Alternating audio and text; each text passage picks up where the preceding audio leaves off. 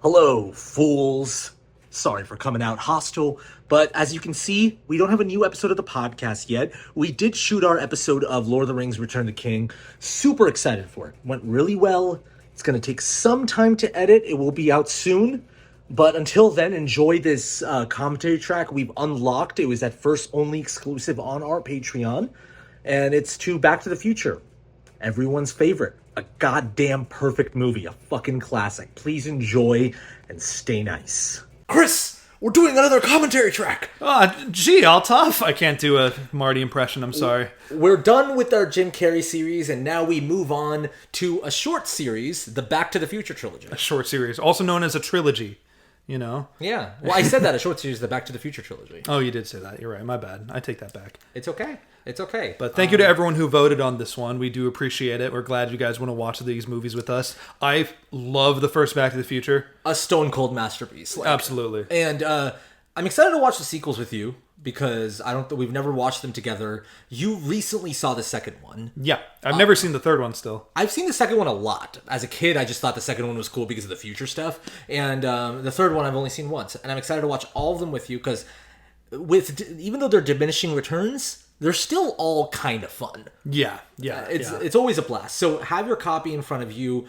Chris is going to do a countdown. When he says play, you hit play. All right, well over. All right, folks. Get ready. I need you all to hit play in 3, 2, 1, play. I'm telling you, I still miss the old Universal logo. Boom, boom. Oh, which one are you talking about? The one where it looks more kind of claymation, kind of. Not claymation, but it's like that old school Universal logo. Yeah, the one that would pop up like during. You're talking about like the E.T. Jurassic Park times. Yes. Yeah, fair enough.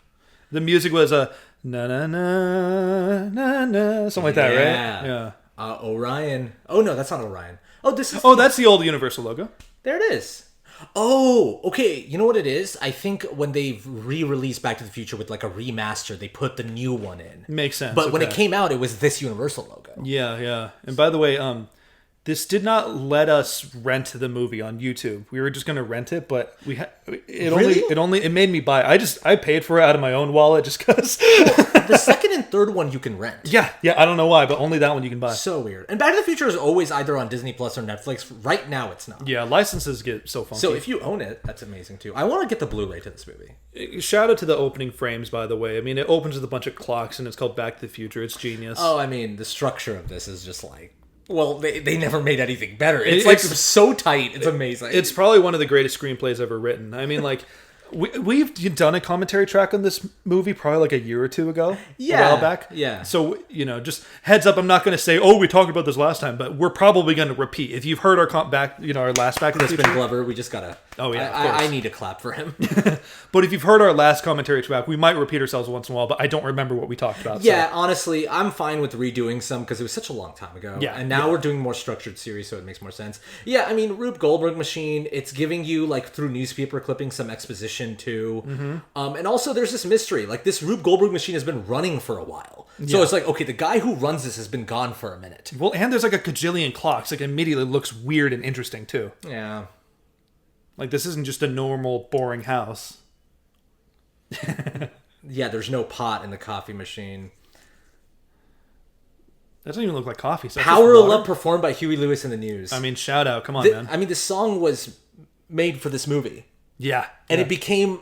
It's like a hit song outside of this movie. Still to this day plays on radios. I played Power of Love like yesterday on Spotify because I knew we were doing this movie and I just wanted to listen to it. Yeah. I was walking to Jack in the Box and I was just like, this still is such a banger. Puts you in a good mood. Got the burnt toast. You know, I used to like burnt toast as a kid. Interesting. Did I ever tell you my older sister and I lit like a piece of toast on fire when we were kids? It's one of the funniest stories because wasn't it like just like 5 minutes your mom was out of the house and you guys immediately set the toaster on fire? Yeah, we were kids. I just came out from brushing my teeth and then just see smoke in the kitchen. And then I just see straight up like a flames coming out of the toaster. I remember meeting your mom and your mom like framed it as like, I went outside the house for just a little bit and they immediately almost set the house on fire. By the way, this is shot by Dean Cundy. You know what else he shot? What? He shot Halloween. Oh, really? And he shot Assault on Precinct 13. He was a big John Carpenter. Got it. Okay, guy. interesting. I mean, there he is. The coolest guy in the world. The coolest guy in the world. So Who would win in a fight, okay? Marty McFly or Ferris Bueller? God. Let us know in the comments. Marty, just because he feels more athletic. Sure, yeah, he's got a skateboard. I think Ferris Bueller would, like, use, like, speech checks. Like, he would find his way, like, a way to talk his way out of fighting. You know, Yeah, he'll mental gymnastics his way through, not even fighting. You definitely use speed checks. That's amazing. Like, if they were RPG characters, Ferris Bueller would be all charisma. Oh my god. But Marty's so charismatic too. It's Sure. insane. But Marty's like a bard, though. You know what I mean? He's like speech, but he's also like, you know, an instrumentalist and storyteller. You're right. No, you're right. Oh my god. This scene's so cool. I'm just going to keep repeating that, but it's just so dope. This is how we're introduced to Marty McFly. I know. He's immediately setting a guitar onto an amp. I know, maxing out the volume too. I remember Bob Gale talked about, like, how people were so weird about, like, why is Marty friends with Doc? And it's like Bob is like, oh, because Doc has a huge amp. Yeah. And that's like Bob's explanation. It's just that, oh, it's because he has a huge amp. Oh, hell yeah. Okay, we gotta wait for his first line. Yeah, I know. So beautiful. You know, I love character reveals in any movie. I grew up with Bollywood movies, so it's a big thing for me. Yeah. And so this is like just one of the best. Oh yeah, here we go.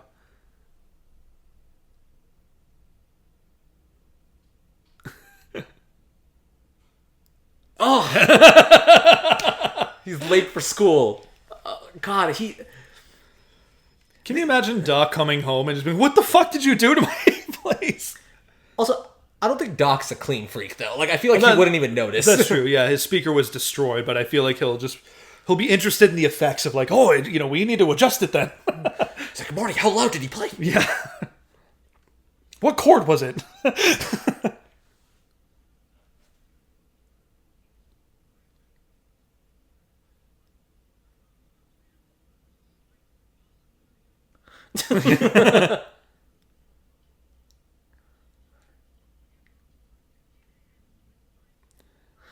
God, he's just bringing a kid out at 1 a.m. A high schooler, 1 a.m. in a mall parking lot, where later we will see Libyan terrorists after him. Like, this movie is so weird.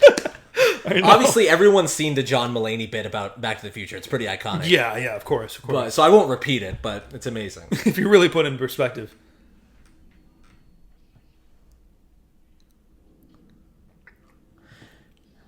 The music kicks in. Plutonium handled with care. Like, why is plutonium there? I know, Immediately, man. there's questions. This character is so winning because he's just a relatable, everyday kid. Yeah. Riding a skateboard, you're just so on board with this guy immediately. I know. Oh, I love this bit, too. He just holds on to someone else's car. I've seen that Burger King, by the way. Oh, really? Yeah. I don't like Burger King. Most people don't, but I mean... When I was a kid, I liked their long chicken sandwiches. That was a big thing. Oh, okay. Never their burgers. I was never a Whopper guy. Okay. Yeah, I mean... I had their long chicken sandwiches and then their chicken fries I really liked. You know, Moist Critical does his little tier lists and stuff, Yeah. and almost every time he does fast food related ones, Burger King's at the bottom. Every time. Yeah, I know. I'm not saying Moist Critical is the speaker of all people, but, you know. But he kind of is now. Yeah, he's a pretty big... He's kind of like our Howard Stern. We go to him. yeah, for his take to level things out. Strickland. Okay. Also, there's just something so cool about Marty being an underdog, but also having like a really hot girlfriend, and then, like, he's just like, anyone can relate to Marty. Yeah. Like, if you're, like, the thing about this character is that, like, if you're a nerd that's always, like, not being accepted into groups, you can relate to Marty, because his band is not making it to the talent show. Yeah, he has struggles still, but he's still, despite his charisma and his, like, general social life, you know. But he has plenty of outside forces that he struggles with. But if you're that kid in high school that, like, has a girlfriend and rides a skateboard and is that guy, then you can also relate to Marty. Yeah. Or you look up to him too, you know. But that's what's cool. It works both ways. I know, you can relate and look up to him. Now here we go. This line. ever amounted to anything in The history of Hill Valley.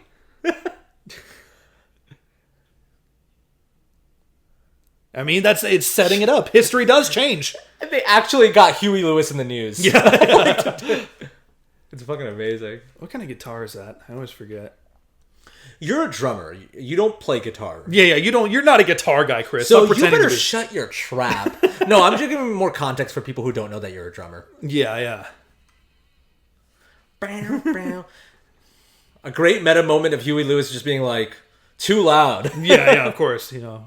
Can't play that rock and roll. Oh, it's an Ibanez. Of course it's an Ibanez. Is Ibanez like a great guitar? It's a brand of guitars. I wouldn't say it's like great. It's a well-known brand. Got it. They also have really cheap guitars. My first guitar was an Ibanez. Yeah. That's just how old were you when you first saw this movie? This is one of those movies that I've seen sprinkled throughout my childhood on TV, so I can't really name it. The first time I really sat down and watched it from beginning to end, I guess sometime in high school. And then I watched it and really appreciated it in college when I was like 18. I think same story for me. I think I watched it for the first time in high school. I think the first time I watched it, this movie felt like magic to me. Yeah. And like, when I was younger, I wasn't like looking at the screenplay or anything like that. But I felt it in my bones that this movie everything feels planned out. Like everything feels like it's there for a reason. Like when you saw that mayor truck and then it pays off with that guy working in the diner, it's like, mayor, not a bad idea. Oh yeah, it's freaky how meticulous everything Or is. like that scene where he says McFly and both Crispin Glover and Yeah, Michael J. Fox turn yeah. around. We'll get to this stuff, but like when I was younger and I watched it, it felt like magic. Yeah. It's Yeah. like it was, and then aside from the time travel element of it, it just Yeah. felt special in a way. Yeah. And then when I was in college and I got more into filmmaking and all that nerdy stuff, I really was like, oh, this is like a perfect screenplay. You appreciate it on another level. Yeah. When he looked at the that truck and said someday, I remember that was one of the first lessons in screenwriting school I learned of like setup and payoff, And also I still say it sometimes, but I say it over nonsensical things. Like a plane will be flying up and I'll be walking with my girlfriend and look and be like, someday, babe, like it doesn't mean anything, but I just like to say it like I know.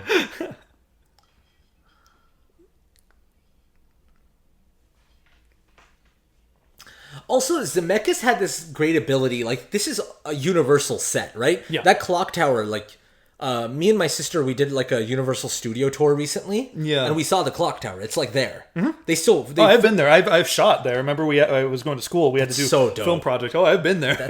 And what's cool about Zemeckis is that he makes a studio lot still feel like a place. It doesn't feel like a studio lot. It feels personal. It feels lived in. I gotcha. But there's also something so like, it's a movie. You know what I mean? Yeah. It still feels like a set.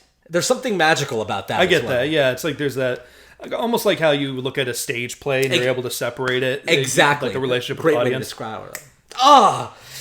Right when he kisses and they just say it's a power of love. I mean, like, come on. Those are big swings. Yeah. We love big swings over here. We got Nice Dude movie night. We're big swing guys. Orgy, American style. I mean, every country's got their style of orgy, But in America, we do it a little differently. I mean, how brave are you to hold onto the back of a cop car? How many kids do you think have tried that after the Back to the Future? Probably too many. I remember listening to the Blank Check podcast on this, and their producer Ben, he said, "Yeah, don't try that. I've tried that because he was a big skater when he was a kid, and I've gotten into an accident, and you get in trouble, and everyone hates you for it." Fair enough. But I was never a skater when I was a kid. You know what's funny is that the backlot we were just looking at, we just saw it in Bruce Almighty. Remember that? Yeah, It's just gonna pop in and out of our commentaries, I'm sure. There's something so special about seeing it now too. It's like, oh, it's that clock tower. It's like the Wilhelm scream of sets. Where you're just happy to see it when it's there. Okay. Oh, here we go. I never noticed. The performance that Crispin Glover is giving in this is nothing like you've seen before. Yeah, it's miraculous. I remember. Hang on, can we watch this part real quick? I just want to see their interaction. I just want to see him knock on his forehead and say, McFly!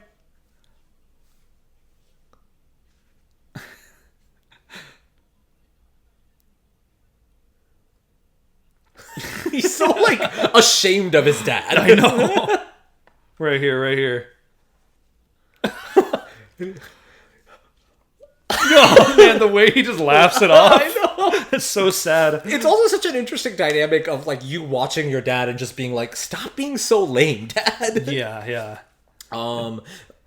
But what I was gonna say is that I remember Blank Check was talking about how Zemeckis was very weirded out by what Crispin Glover was doing on set. Was just like he didn't see this as the vision for this character of this type of weird performance, you know? Yeah. And- Of course, that's the famous thing. And that's why Zemeckis and Crispin Glover always had butted heads. Yeah. So this is a true invention by Crispin Glover, this performance. Yeah. Like- He like made it his own He to took, a like, fault, arguably. He took a dorky character on the script that was a dorky character, but like understood the tone and what would work. Like Yeah. any actor would maybe go a little too far or not too far enough, and he hit that perfectly. Yeah. It's just like a To the point where him and Zemeckis didn't work together again afterwards, too.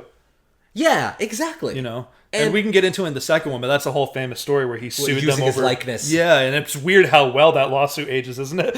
Very well. But also, let's just like, it's what you said.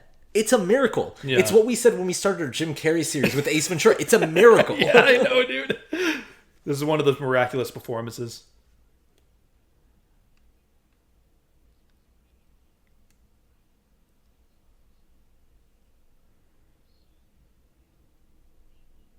The peanut brittle. Yeah, I know. So I don't know if you know this, but apparently there was a deleted scene in this movie where like a salesman that was selling peanut brittle was going door to door, and Crispin Glover's character felt too bad to not buy a bunch of peanut brittle. Yeah, I know. I've heard about that. I've also heard that this scene was already shot, but they originally had another actor playing Marty at the time, and all of Marty's footage is like completely separately filmed.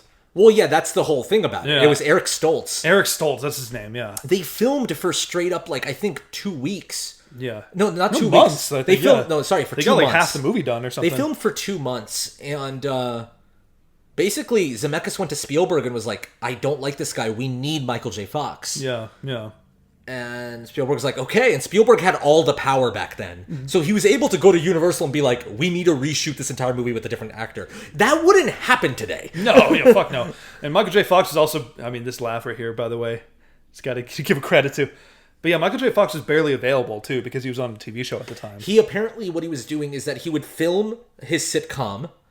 They would stop a car, pick him up. He would sleep for an hour in that car. God. As they got him to set. He would shoot, and on weekends he would shoot all the daytime scenes because he would be available because he wasn't shooting the sitcoms. Working 7 days a week. Fucking crazy. That's why it's even more of a miracle that Michael J. Fox is so good in this. Yeah. But I remember Blank Check pointed out how like his exhaustive performance in this movie, like very like as much is because he was actually exhausted. It enhances it in a weird way, yeah. What's the name of the actress that plays the mom again? Oh, Leah Thompson. Leah Thompson. She's great at She's all the so movies. good, yeah. I can't wait for you to see the third one. She's pretty good in the third one. Okay, cool.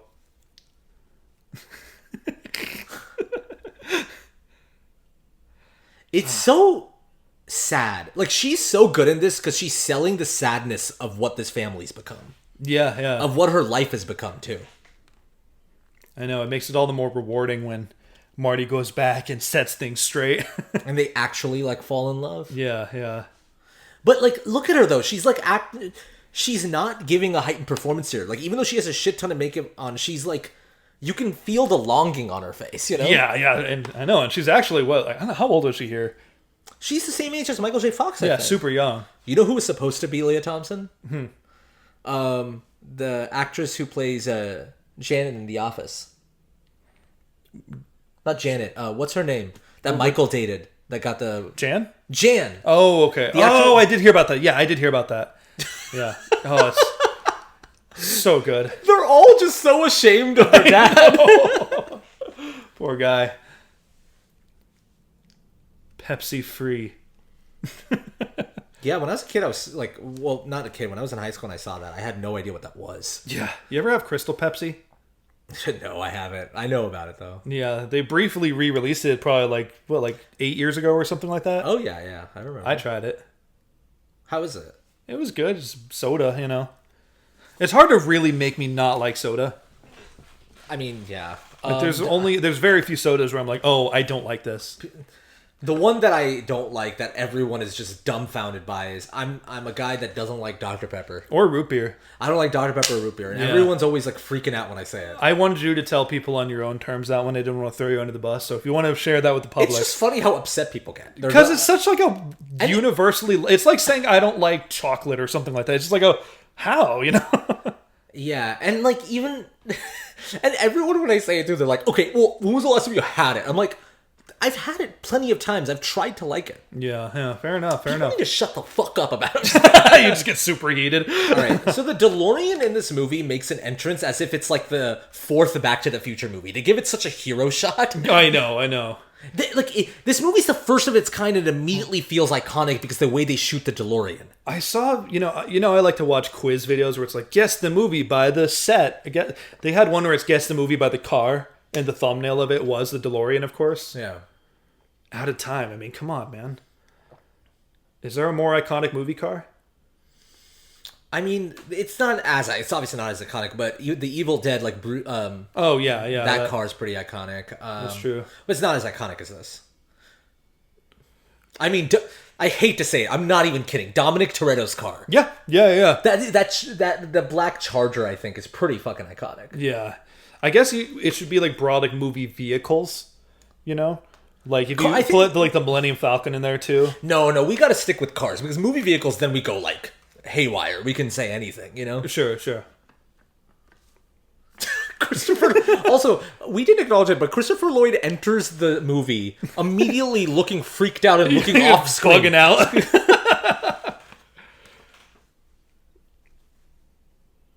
By the way, this movie is like laden with product placement.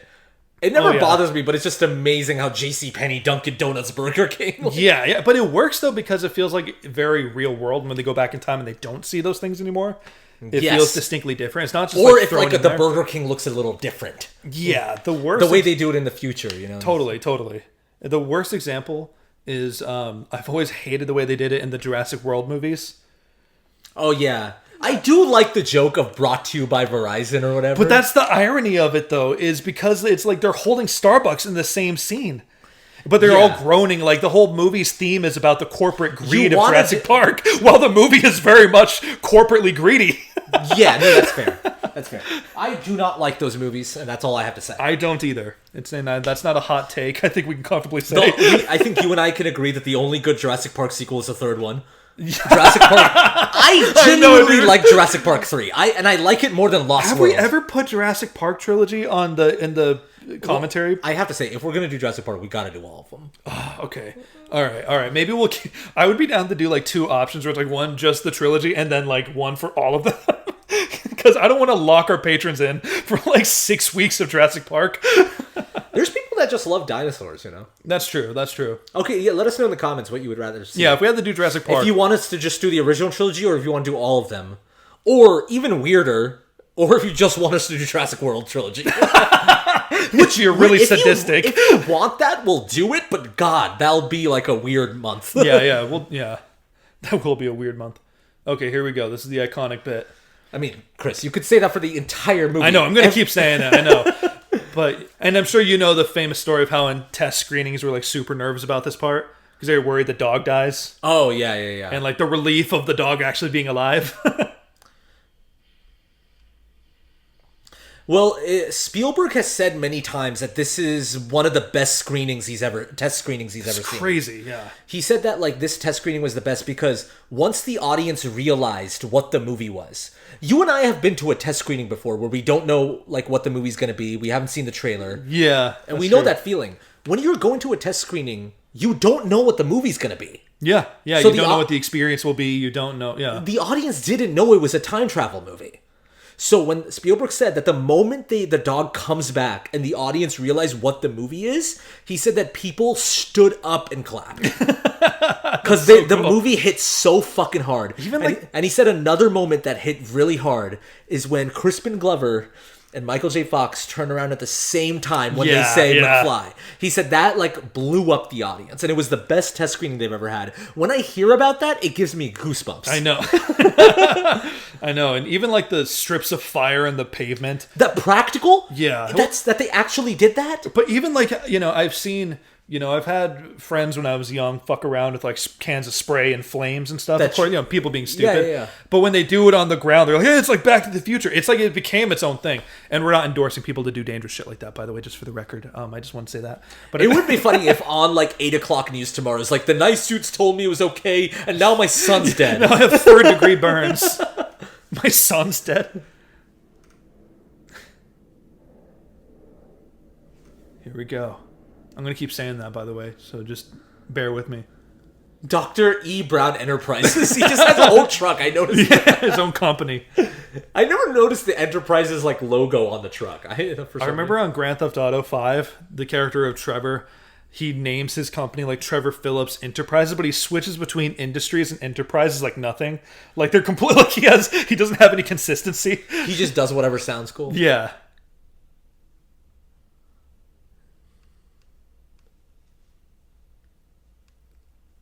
Don't take money, don't take fame. Is this the first movie that established the whole, like, you get really cold when you travel through time? I don't know, yeah. There's other time travel movies that have done that. Yeah, where they create physical conditions around it. Yeah. Yeah. Like, I remember that Disney Channel original movie, Minutemen. They always wear snow snoots when they're going back in time. Oh, okay. Because it gets really freezing cold. In the space-time continuum or whatever. Yeah, and I wonder if this movie is just, like, the first one to do that. Maybe. You remember that movie Clock Stoppers? Did you ever see that movie? Yeah. I rented it. I don't remember it at all, but I did see it. Did you ever see that movie, Thunderpants? Or it's like, oh my god, dude! With Rupert Grint and like a little British farting kid? Yeah, where like there's a whole thread in the movie where he like joins the opera because his fart has a high pitch. Yeah, where he had to hit the frequencies. The reason I mentioned that because that was another movie like I randomly rented on Blockbuster one day. Yeah, I think I was rented for me. I think my dad got it for me or something. I'm not gonna be that guy that's on like a movie commentary saying, "Oh, Blockbuster was the good old days." You've probably heard it many enough, but for a while. But I will say the advantage about Blockbuster is like going in and as a kid, if you're like, "Let me just grab this. The cover looks cool." That's kind of gone now, just because everyone's kind of like the algorithm's gearing everything towards you of what you like, so you'll never discover something weird like that. Like the fact that you and I know Thunderpants is that movie doesn't exist anymore. I know it's that weird. I know. We don't have to fully get into it, but it's such a weird blend, right? Of it's algorithms. Nice to like. If I was a kid, I would have loved to have something like Netflix, but now that I've gotten older, I appreciate that I had Blockbuster. You know? Yeah. So it's funny. 30 years of my entire family fortune. So I do like that thing about Doc Brown is that like he's kind of the black sheep of the family. Yeah. Like his family's rich, but he's used all the money to his weird inventions and nothing's ever worked. Yeah. That's what makes that moment hit is when they go back in time and he tells Doc Brown that it worked. You can see Doc Brown's face is like, "Oh my god, one of my inventions worked." Yeah. That's kind of what makes it endearing too. Yeah, I think there's always something so alluring about the eccentric inventor guy. I mean, even it started from this movie. But I would even consider it goes back as far as like Sherlock Holmes and shit. Like the people who are so preoccupied with like working and having to create things. You know what I mean? But what I like about this movie does that those other things don't do is that Doc Brown is not this like... They don't do Doc Brown as like, oh, he has a bad family life, he has his damaged goods. Because they could have easily been like, he's this crazy because he never like... But I'm talking about like his parents never loved him. Yeah, I'm not even saying Sherlock Holmes is like that. I'm more just saying Sherlock Holmes is like the always frantically on another level from other people, and people are trying to keep up with his brain. No, sorry. And he's like damaging his body in the process of it. I understand what you're saying. What I'm saying is that what I like that this movie doesn't is just makes him crazy without that much backstory. Yeah, without giving him like this dark depth. Yeah, both are different, obviously, and I understand the comparison you're making for sure. Or like Tony Stark is also another type like that too, where it's just like, okay, he's damaged goods and everything. Yeah, but I'm not. They all have to have a reason, and I just like Doc Brown doesn't have a reason. Yeah, I'm not even focused on like the reason. Those personality types are always alluring. You know what I mean? They don't always have to be dark. But like Tony Stark, whenever he's like talking about shit that he's learning or in the middle of building something, everyone's always completely out of the loop on what he's doing. He's like, "Hang on a second, let me do this." You know? Yeah, it always feels like they're talking 5 steps ahead. Exactly, and I think Sherlock Holmes has that too. Tony, like, and especially the first Iron Man when he's when he's talking, every time you feel like you're running behind. Yeah, exactly.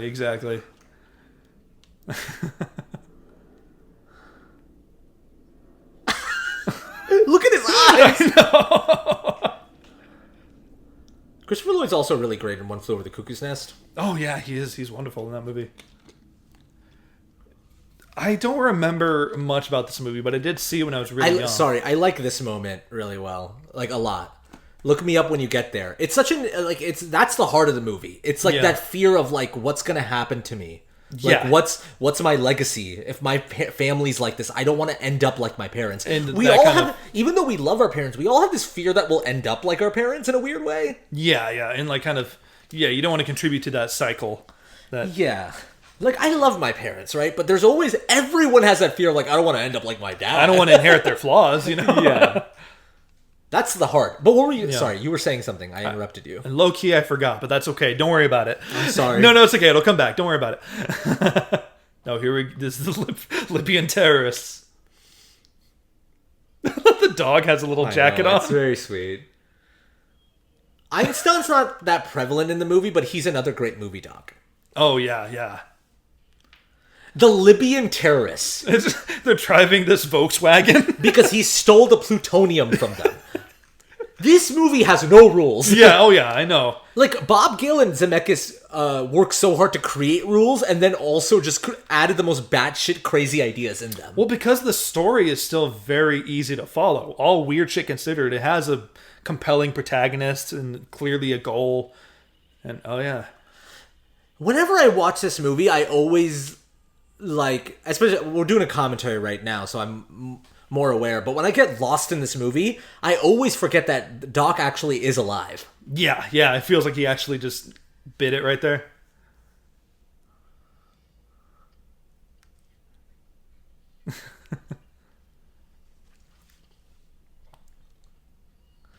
This is a thread that just wouldn't be happening today. This whole terrorist subplot. Oh, sure, yeah. But it's just wacky to look at. They're riding a Volkswagen. I know. His shoes, too. God. So good.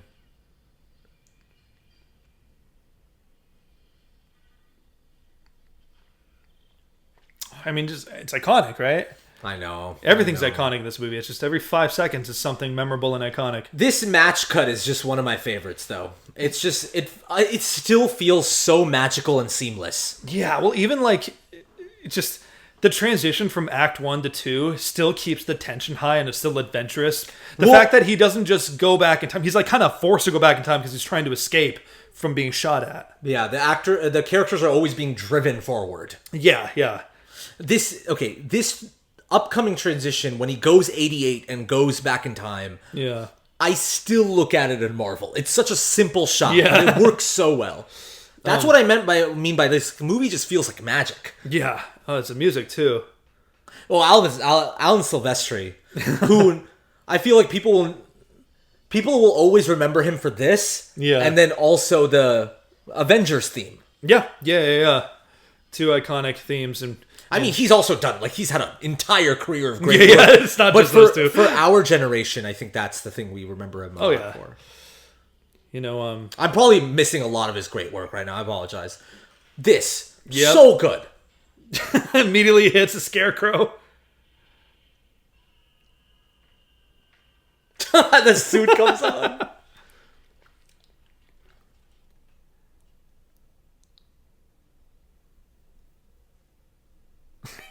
There's also, I love this, like, just drawn out mystery of, like, you don't quite know if he's back in time yet. Like, you just see a house. It's, like, building it slowly, you know? Yeah. It happens just very fast.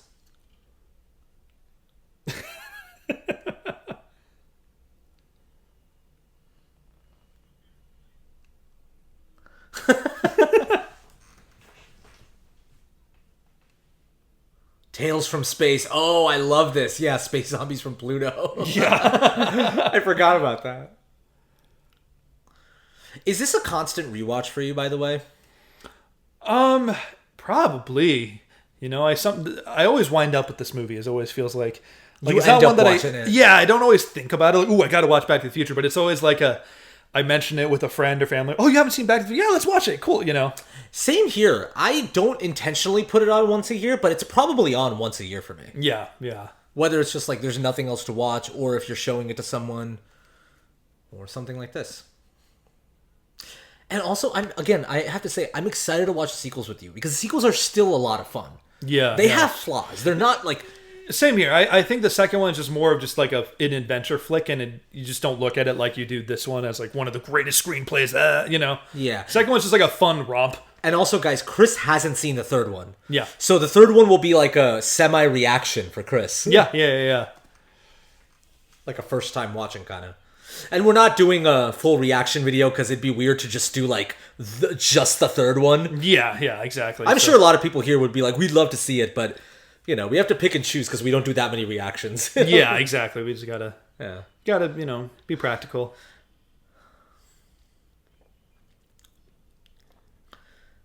Yeah, Michael J. Fox does a great job throughout this entire movie of holding this manic energy. Like, yeah. I know. His performance just carries the entire thing. Oh, yeah. He's good. Michael J. Fox is good. Yeah. Needless to say.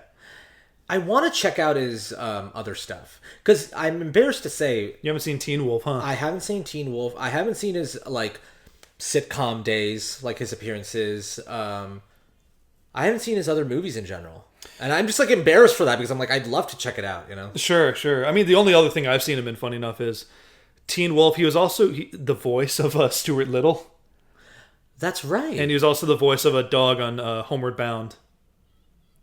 You ever see Homeward Bound? I have. Okay, so maybe I have, but just his voice roles. He pops in throughout, yeah.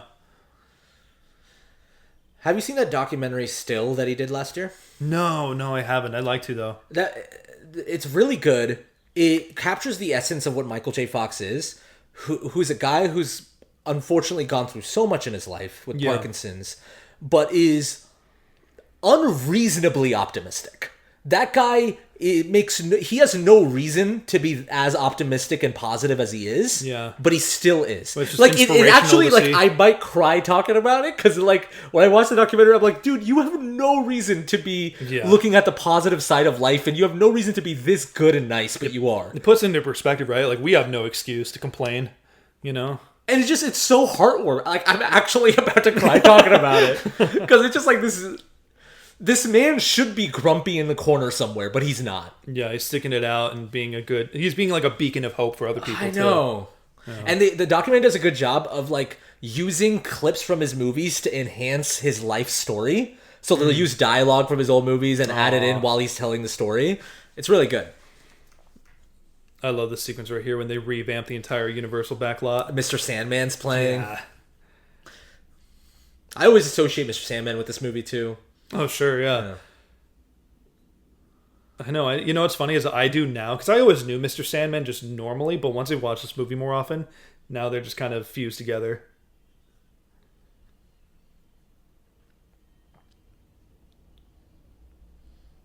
The clock tower is fixed in the back. Yeah. Yeah, this shot right here. Oh, God. It's so simple. Yeah. But the movie did such a great job in establishing that entire, like, location, all those stores, that when we see a wide shot, we notice the difference, you know? Yeah, they gave us the lay of the land. It just knew what beats to hit, and it hits them so hard. And Michael J. Fox's body language is just so perfect, too. He does, like, kind of like a Tom Hanks type performance where he's so tightly wound and he's kind of, like, a little manic. Like, but it feels like he's really walking us through the movie, too, through his performance. You know what I mean? He's one of the great, like, everyman characters. Totally. Also, look at his outfit. I know. Who thought of that? Well, remember, originally it wasn't that with the original actor. Eric Stoltz, yeah. Yeah, with Eric Stoltz. It was just the white button down, so it looked like he could blend in. But then they leaned into it this time where they were like, oh, well, how about we make him stand out and wear something that only people in the 80s would wear? The red vest. Yeah. But, I mean, they were shooting this in the 80s, though, by the way. Well, that's what I'm saying. Well, you were talking about, like, only people in the 80s would wear this. Well, at the time, people in their current generation in the 80s would wear, so it makes them stand out in the 50s. I thought this movie, but I thought the vest thing was still a choice by the movie. I'm like, this would make him really stand out. But that's exactly what I'm saying. Were people wearing vests in the 80s? The puffy vest? Yeah. I mean, it was like kind of a quirky outfit, but the whole point is to make him look like he's out of time. Like he's from a different era. It's become like the Halloween costume. Yeah, yeah. It's also a pretty easy Halloween costume. That's kind of why. Of course, yeah, yeah. I still will always be bothered that I had a roommate once that wore a red jacket and jeans and did his hair like a pompadour and said he was James Dean. And he had not seen Rebel Without a Cause. What? Yeah, but he was like, no, and it was the laziest costume ever off the top, right? And I'm not trying to gatekeep and be like, you can't wear that, but it's also like... No, that's just wrong. It just feels weird, right? Yeah, we're not being like, no, that's not how you do James Dean. Yeah. Crispin Glover's in the back. I just love that. I love like when you watch this movie a second or third time, it's so rewarding because you just know that he's in the background. Well, he's also right there behind that dude. Oh yeah, they're covering him. It's so good, man. Oh, I love this exchange. I didn't know what a tab was until watching this movie. Yeah, that's a very old school soda.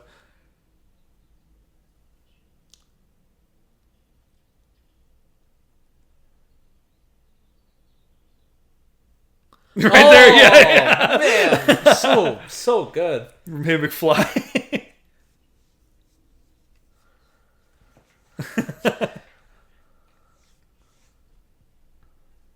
How you doing? That push in. Well, it's not even this shot. It's the shot that's about to come up. Oh, yeah, I know it, yeah.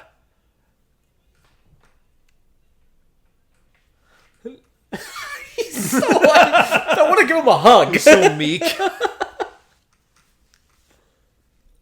Thomas Wilson, throughout all these movies, he's like just consistently good too. Yeah, oh, yeah. As Biff. And I just like how Biff has different iterations. Like there's I'm sure you know in Back to the Future 3, he's in there. Yeah. But he plays a Western villain. Yeah. Like there's this funny thing about there's a Biff in every generation. Yeah. Different iterations of their villainous Biff. My girlfriend and I still like to say Dork thinks he's going to drown. Oh, He says, because he's wearing the life vest. I say make like a tree and get out of here. Yeah, that's iconic too.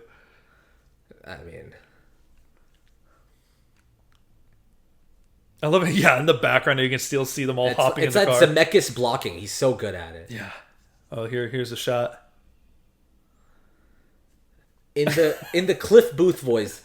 Nice shot. Yeah, I like that shot. What? I do that a lot too. Yeah. I love that. Future mayor. Yeah. I like how this actor's in this movie for 2 minutes and he's immediately charming. You're like, oh, I understand how he became mayor. Yeah, he's got that charisma.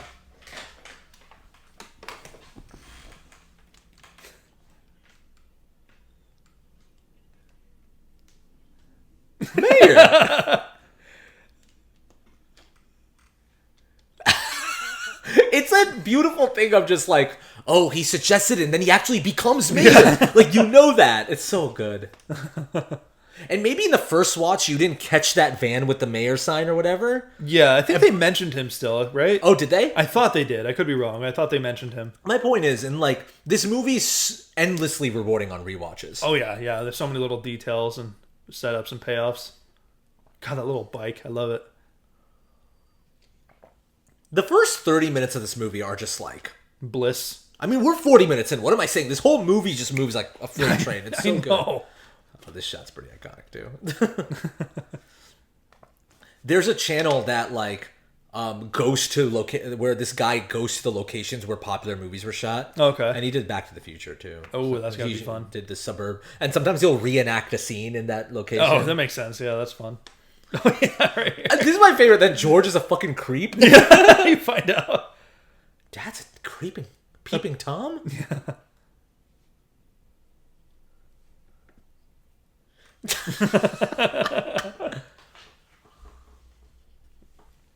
This is where everything changes. Oh, I hate that hit. Yeah, the back of the head. And the second one, too. The sound design is horrible. I hate that. That's the most Zemeckis shit I've ever seen. Someone in the background, something happening, and someone coming in right to the camera in foreground. He does this throughout the entire movie, especially when especially when Doc Brown says the iconic, "We're going to take you back to the future." Yeah. Marty and him are going back and forth so often. Yeah, well, yeah, he makes such use of his framing without cluttering it, but it still feels like there's nothing is wasted. Zemeckis in his heyday just knew where to put the camera, man. Yeah, he was so good at that. I miss when Zemeckis used to actually shoot on set. I know. And not everything wasn't just CGI. Oh, God, I know. Have you seen the new Pinocchio movie? Or any of his newer stuff? The new Pinocchio movie should be sent to prison. I've seen it. You saw it? I've seen it. It's very demented. Oh, man, really? It's a fun watch. It's a bad movie, but... Fair enough, fair enough. Oh, God.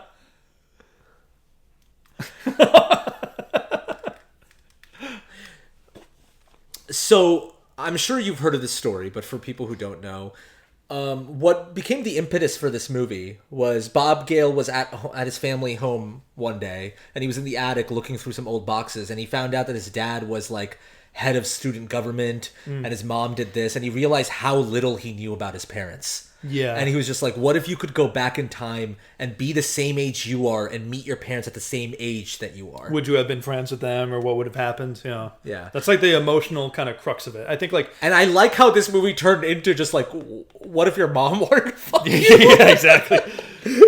But I remember reading a book on screenwriting, and it was saying, like, you got to find that one thing that kind of becomes the DNA of your movie, no matter what, that you can't let go of, I remember, like, James Cameron talked about that when he made Avatar, because a lot of the studios were saying, like, oh, you got to let go of the tree hugging stuff, and James Cameron's like, I can't, because I wouldn't make the movie without it. I was like, and if you watch the second Avatar, like, that's all he cares about. Yeah. And I remember they listed off probably a couple different hypotheticals of what they would be for other movies. Like, for It's a Wonderful Life, you want to show the impact an individual can have on their community and the world itself. Even if they're small, they can have profound impact. And what's the heart of the movie? Yeah, like that's the thing you need to remember while you're writing it. To be like, okay, this is the thing that's going to keep the story going. The engine, if you will. Yeah. And so I think for Back to the Future, it would be like, what if you met your parents, What impact did you have on them? Life preserver.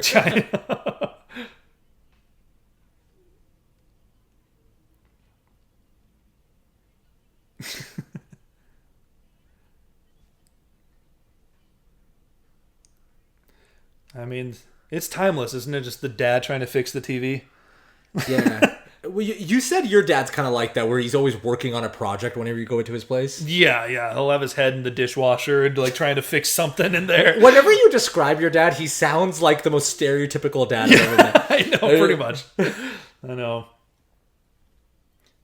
I remember the Cards Against Humanity dad pack. There's like a version that's just based around dads. Really? Yeah, there's like a small expansion you can get, and one of the white cards, black cards you can get, says standing in front of the TV holding two remotes. I was literally doing that 2 weeks ago when you were over at my place and being like, why do we have so many remotes? Yeah. And you told me, you're going to be such a great old dad. You're going to be such a grumpy dude later. Leah Thompson does such a great... Again, her performance can't be underrated here. Yeah. 20 minutes ago, we saw her as this longing mother who lost her life. Yeah. And now she's playing this horny teenager and selling it so well. I think Leah Thompson's kind of the underrated part of these movies. Yeah. I know. Everyone always talks about Crispin Glover and Biff. I forget the name. Christopher Lloyd, yeah. Thomas Wilson is Biff. Thomas Wilson, that's it. Also, have you seen like photos of Thomas Wilson today? I think, yeah. He looks great. Yeah, he does. He also still has amazing hair. Yeah, he has a cameo, I'm pretty sure. Like, oh, you mean he has a cameo? Like cameo, like... I thought you were about to complete the sentence, like, in what movie? No, I meant, like, cameo. That makes sense. Honestly, even though cameos kind of just make me laugh and kind of make me sad at the same time, I would want a cameo from Biff saying, make like a tree and get out of here. Oh, yeah. Wouldn't that make you so happy? Or him knocking on the camera like, hello? Yeah, exactly.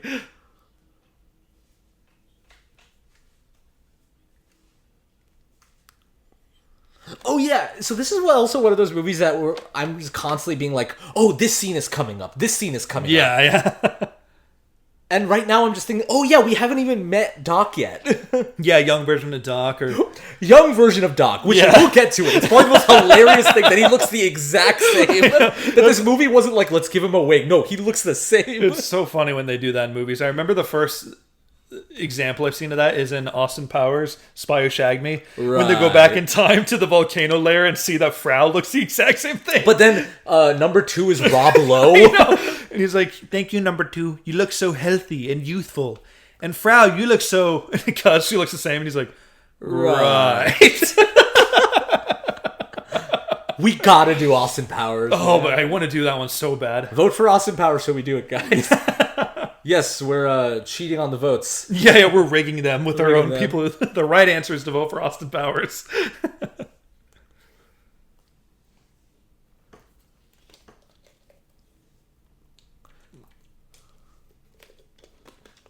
Oh yeah, his huge house. Yeah. Yeah, that's another funny thing about Doc is that he is actually very rich. Yeah, oh yeah, yeah.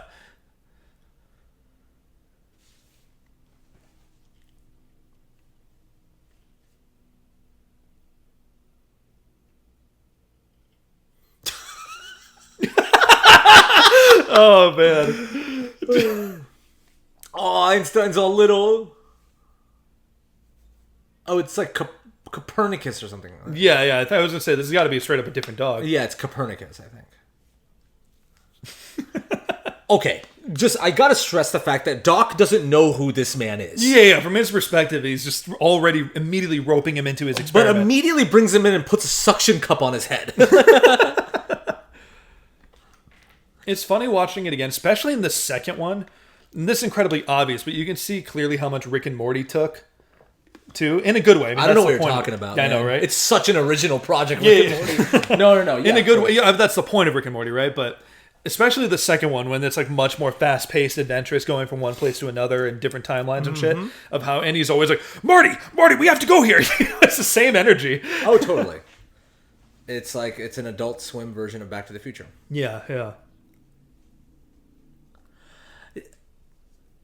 Again, I gotta stress, I think what makes Christopher Lloyd's performance work and his character work is not just because he's wacky and crazy. It's because he truly is a guy that feels like he's never amounted to anything. Yeah. He's a guy that none of his inventions have ever worked except the DeLorean, and Marty's here to tell them that you made something that did work. That's what this movie's about. The fear of not amounting to anything. Both of them have that in their own ways. That's what they share. I think, like... And George has the same thing, too. It's easy to forget what made this character special. Yeah. And that's what it is, you know what I mean? Yeah, that's like the beating heart of the whole movie. It's like what you said, like kind of finding the DNA and what makes this movie and like carrying that. It's good shit. Yeah. Bob Gale and Zemeckis are just like one of the great partnerships. They did Who Framed Roger Rabbit together. Yeah, dude, that movie's so... That's another one where... Sorry, I just gotta shout out that shot real quick. We missed this line, but Ronald Reagan, the actor? Yeah. But Roger Rabbit is another one of those just perfect movies. Yeah. Have you watched it again since we reacted to it? Yeah. Okay, like cool, twice. Cool. I love that movie. Yeah, that movie's amazing. Bob Hoskins, man. Oh my god. His performance actually makes me cry now. Yeah. When I see him dance at the end, it actually tears me up. Yeah. Yeah, I know, it's such a rewarding scene. When he finally does that silly dance and then like it's just taps opens to his himself humor up. again. Oh god. I know. Not to go fully into Roger Rabbit, obviously, but yeah, but that is the thing that makes that movie work so well. Is it doesn't just use cartoons as like a gimmick, but it understands what cartoons do for people. And even for adults, they can bring out the child in you. Exactly. And about totally regaining that part of yourself again, that happiness, that joy. One of the best scenes in Roger Rabbit is when he sees Betty Boop, who's like a waitress. Yeah. And he connects for a second with her when she does her little dance, and he's like, you still got it. Yeah. And he's all grumpy, but he still misses that part of himself when he used to go to Toontown, you know? When he's like, on the rocks, and I mean ice. Still bring it to him with rocks. That's a movie that's actually a miracle. Yeah. Roger Rabbit. Oh, dude, I know. Oh, yeah, look at him. Look at Christopher Lloyd right here.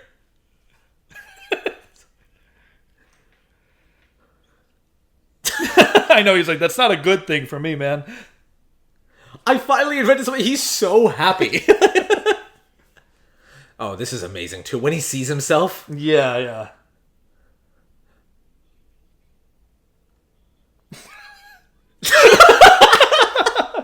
Dude, I I love this movie so much. The delivery is so perfect. There's not a single bad actor or missed line or something that could be cut. There's always a moment watching this movie where I have that. I'm like, oh yeah, I love this. I know. Star Wars gives me that too. Which one specifically gives you that? All of, I mean, like honestly, all three in the original trilogy. Yeah. Like A New Hope gives me probably mostly A New Hope if I had to pick one. I mean, you know, New Hope is kind of reminding you of the innocence of it all. Of just like, yeah. When I watch New Hope now, I'm almost like, oh my god, they had no idea.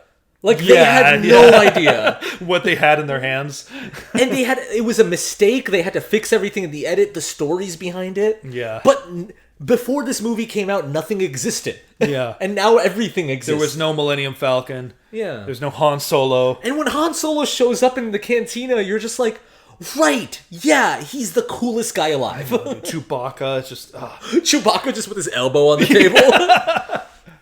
Movies are cool. Movies are cool.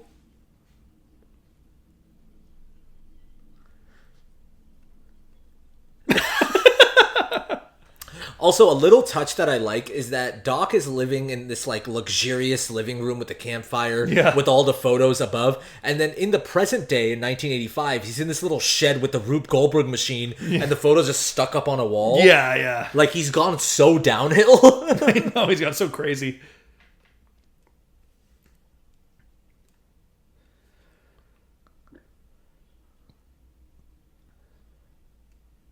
How many girls do you think had a crush on Michael J. Fox? Enough.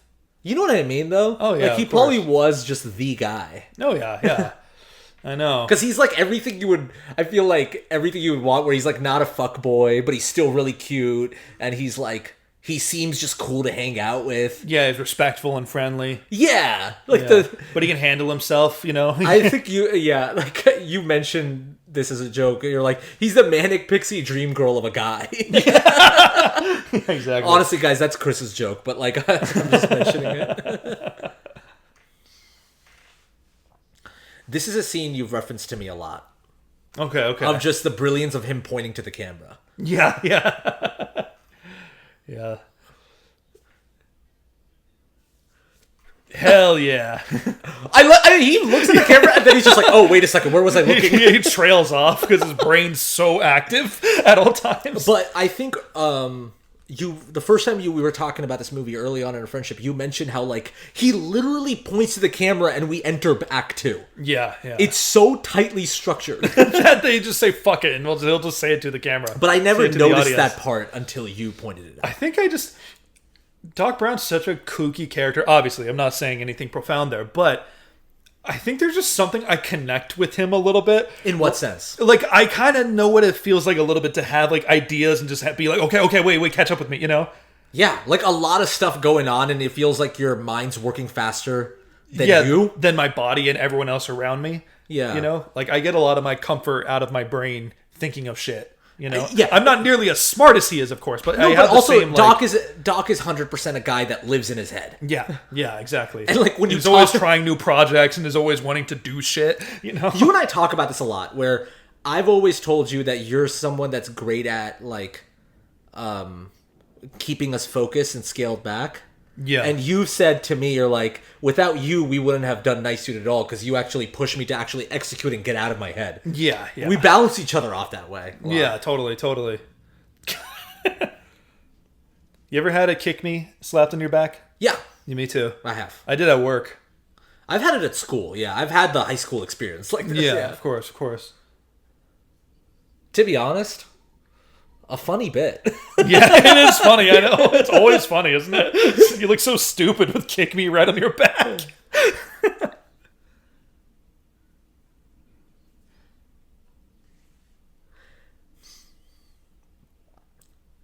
Okay, well that's another great like wrench in this movie. When you watch it, you actually don't believe that Marty's going to be able to get George and his mom to fall in love. Yeah. Because they're so polar opposites. You're wondering, like, how is Marty going to swing this? Yeah. Because George is the most insane person you've ever met. It seems like he'd be impossible to, like, get with a girl. It adds, like, real tension, you know? Yeah. It's, like, funny, but it's real tension. Leah drops it right there. Yeah. She sees Calvin slams into the Falls locker. back again. It's just so smitten by him. He's wearing his 50s clothing. His hair's done. Great comedic acting by her.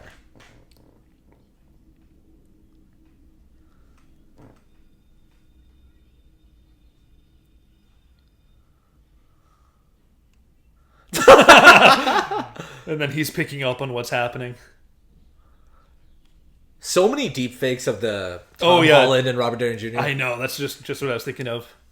Before AI became terrifying, deep faking became terrifying. Deep faking was just funny. You always called it. You're like, right now it's all memes, but soon it's going to get real It's going to get weird.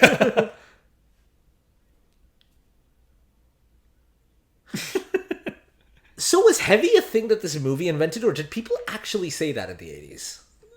I don't know, actually. That's a good question. Guys, if I wasn't there. If you were there in the 80s, let us know. Yeah, people said heavy. It seems like pretty casual slang. It doesn't seem that unique, to be like, oh, that's heavy. Dude. But I mean, heavy's completely been taken over by this movie now. Like, Sure, I feel like when you think of heavy, you never think of it as old slang. You think of it with what Marty said. Yeah. It's basically his catchphrase. Yeah, that's true. Damn, I shouldn't have done it. I'm like picking on a scab in my knee, and now it's kind of bleeding. No, I'm sorry, man. It's okay. I just feel a little lightheaded. Just gradually. All right, man. Well, everyone listening just starts getting uncomfortable. Sorry, what were you saying? I completely lost track. I'm kidding. Stop.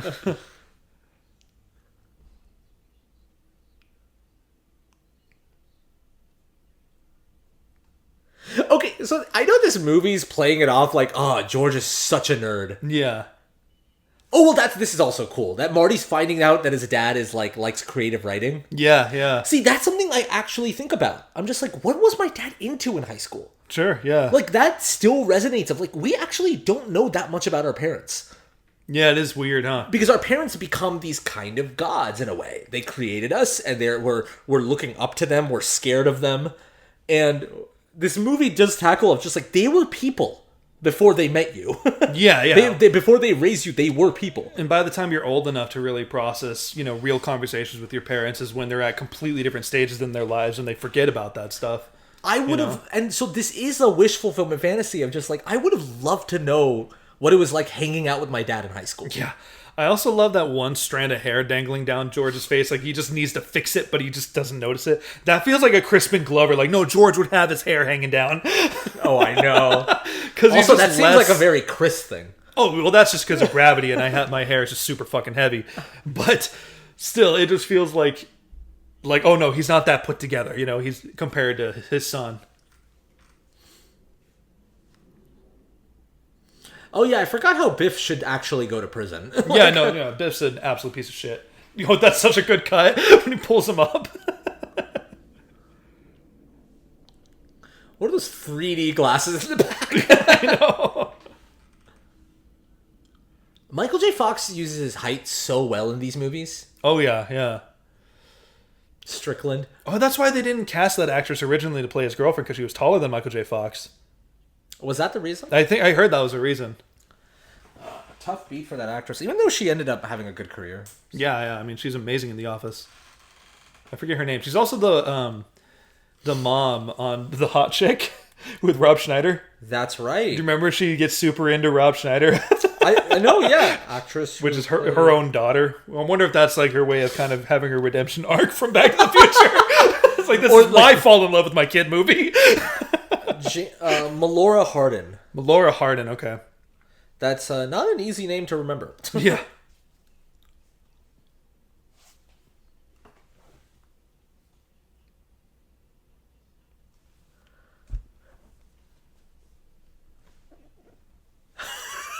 Every line delivery for him feels like he's exhausted. Where he's like, I'm not ready to ask her out. He gets so anxious. Like, you can feel his heart beating in every dialogue. Because we've all been through that, right? We've all talked to someone who clearly is like a nervous wreck and they're just panting between every sentence. Like, that's George the entire movie. Oh, this part's, I'm going to say it again. This part's iconic. I always forget that this is how he convinces George. Yeah, he puts Van Halen on. Oh, man. Edward Van Halen. I mean, that would like scare the shit out of me. Oh yeah.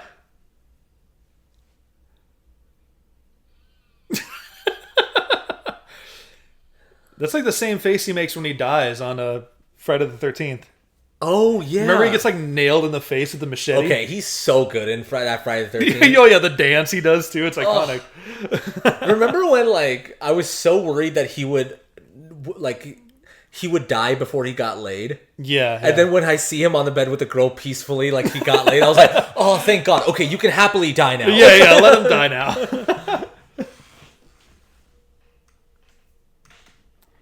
That's one I'd love to do commentary tracks on too. Like the mop of hair on his head. I know, dude. Yeah, no, Friday the 13th would be great. We would be probably be doing it for like 3 months, but like, yeah. Yeah, I know, right? That's the thing. For Halloween, I think we just need to make our own custom selection for the month of October and then just, not have it to a vote and just be like, okay, we'll do these movies. I'd be down to do the Evil Dead movies. That'd be fun. Like, I'd be down to do Evil Dead 1, 2, and 3, the classic Sam Raimi trilogy. And then do the remake and the new one. Yeah, maybe we don't even do the remake. We just do straight up Evil Dead Rise. Maybe. Yeah. I like a lot of other horror movies too that come to my mind as well. So maybe it would be fun to have some variety to them, but I don't know. We'll see.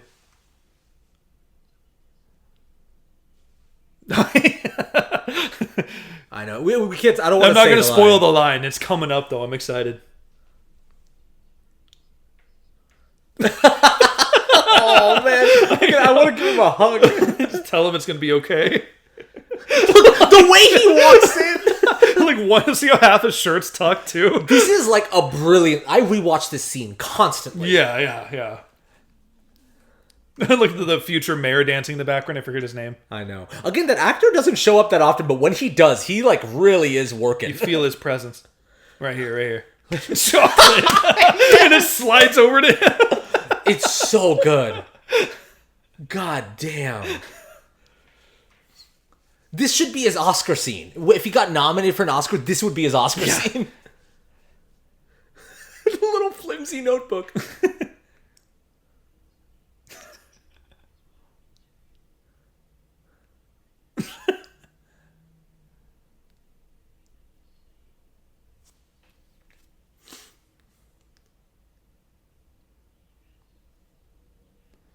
I'm George McFly.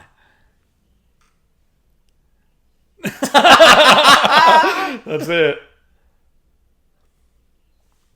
I remember for a while your girlfriend had that as her like Instagram bio. Yeah. For like a hot minute.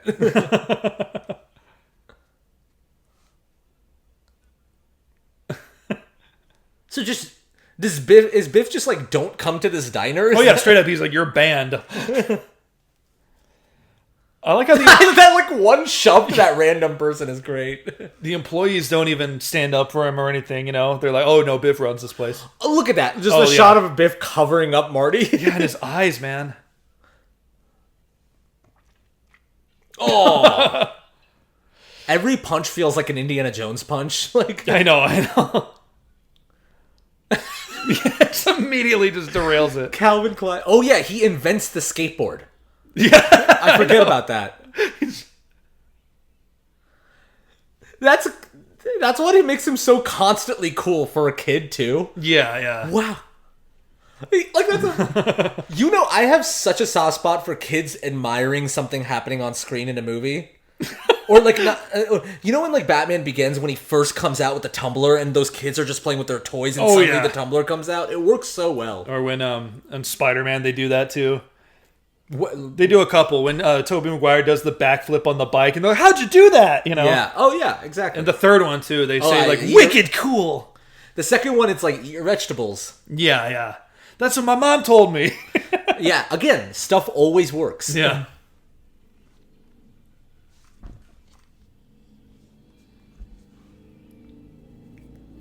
Oh, jeez.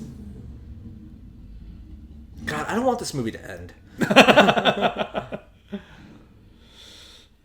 What will always bother me is I've never been on the Back to the Future ride at Universal. And now it's gone. Yeah, now it's gone. It sucks. I haven't looked up a video on it yet. I should. Like if they have those POV ride along videos. I watch those all the time. It's like a weird little relaxing thing for me. You know what ride I think is kind of overrated? This stunt is so cool. So sick. What ride is overrated though? The Simpsons ride. Yeah, it's fun. I mean, like, it's funny. That's what it is more than anything. It's not like this crazy, like, oh, whoa, it's thrilling. It has just such an insanely long line, and it's not worth it. Sure, like, sure. I think, like, I recently went to Universal, so I remember. The Harry Potter World stuff, I'll wait for 2 hours for those rides. Yeah, that ride's a blast. Even the Mummy ride, I'll wait for 2 hours. I don't care. You know Yeah. what I mean? But the Simpsons ride's just not worth it. That's fair. Manure.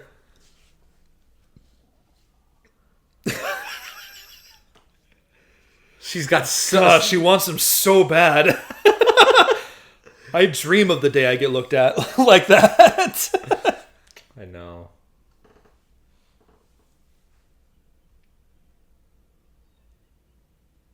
Oh, yeah, yeah. He doesn't tell Doc.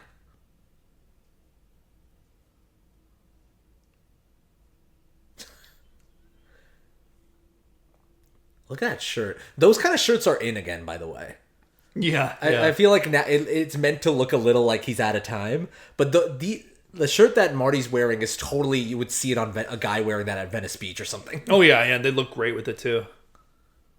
You see that as an ad on Instagram. I mean, I'd wear that. I mean, I like wearing funky pattern button-ups. I mean, yeah, I mostly just wear button-ups. Yeah, yeah. But if you've seen me on the reaction channel, you either see me with that brown shirt or the other brown shirt or one green shirt. Polos, typically. Yeah, yeah, yeah. Or the green tie-dye looking one. We all have like 4 outfits that you and I feel comfortable wearing. Yeah. On camera. On camera. Oh yeah, beautifully setting up the third act. Also, I just love his sorry for the crudeness of this model. I know. It's perfectly to scale.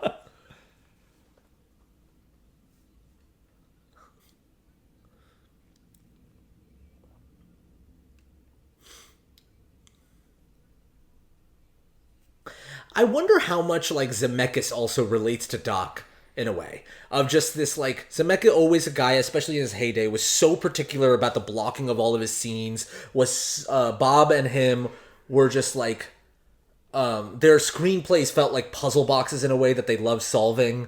And it just feels like their brains together were Doc. Yeah, where Doc is this guy who built this amazing model, thinks about this stuff all day, obsesses over it, and obsesses over the executions of an invention. I feel like I bet Zemeckis and Gill in some way relate to him in a lot of ways. Yeah, I mean, when you write a story, you always want to put a piece of yourself in every character. So there's always that thing you can tap into.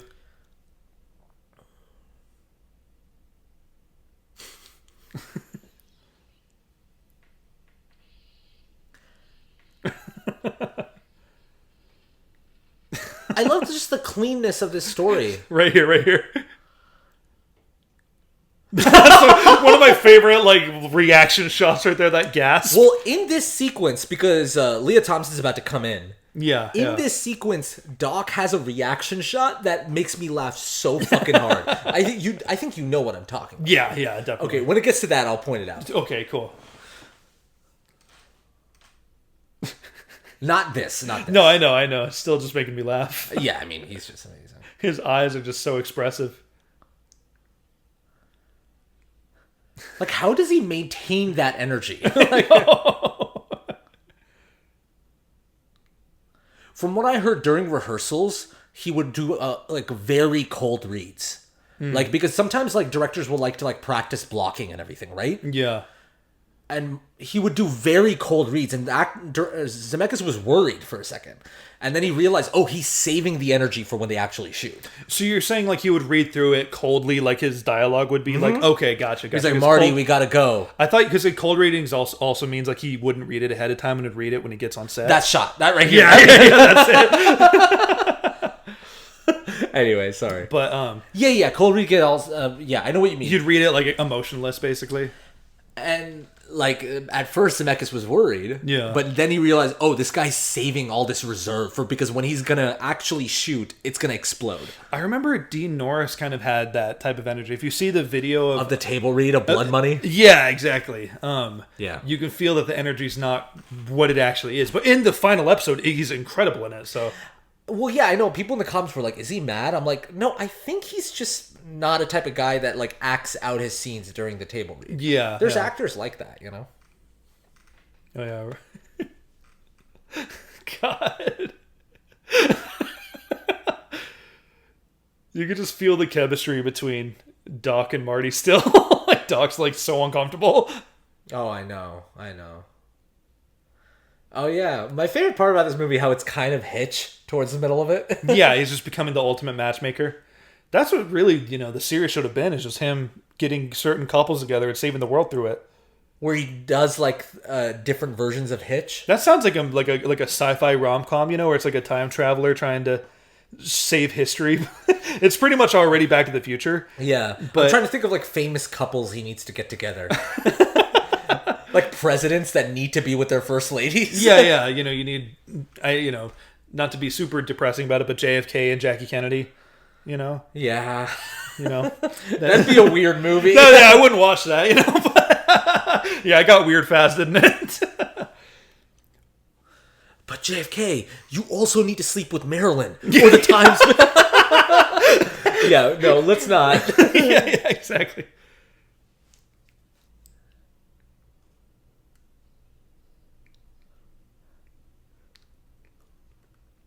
Struggling. Yeah.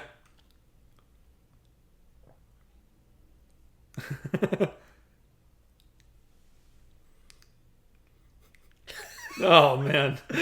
Hey, you! Like, full body acting. Like, just amazing. One of my favorite lines is also coming...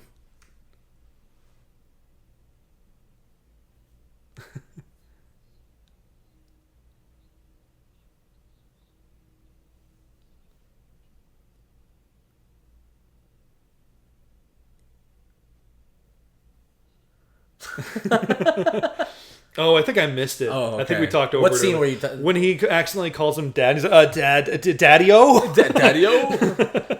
Yeah, you've quoted that many times. Yeah. Oh, man. It's the outfit. No, I'm not being cheesy or corny here. I'm actually kind of upset that this movie's almost over. Yeah, I know. Hey, we still have 2 more after this. Yeah, that's true. This first one's very special, though. It's just perfect. It is. It is such a perfect movie. There's very few of those. Yeah.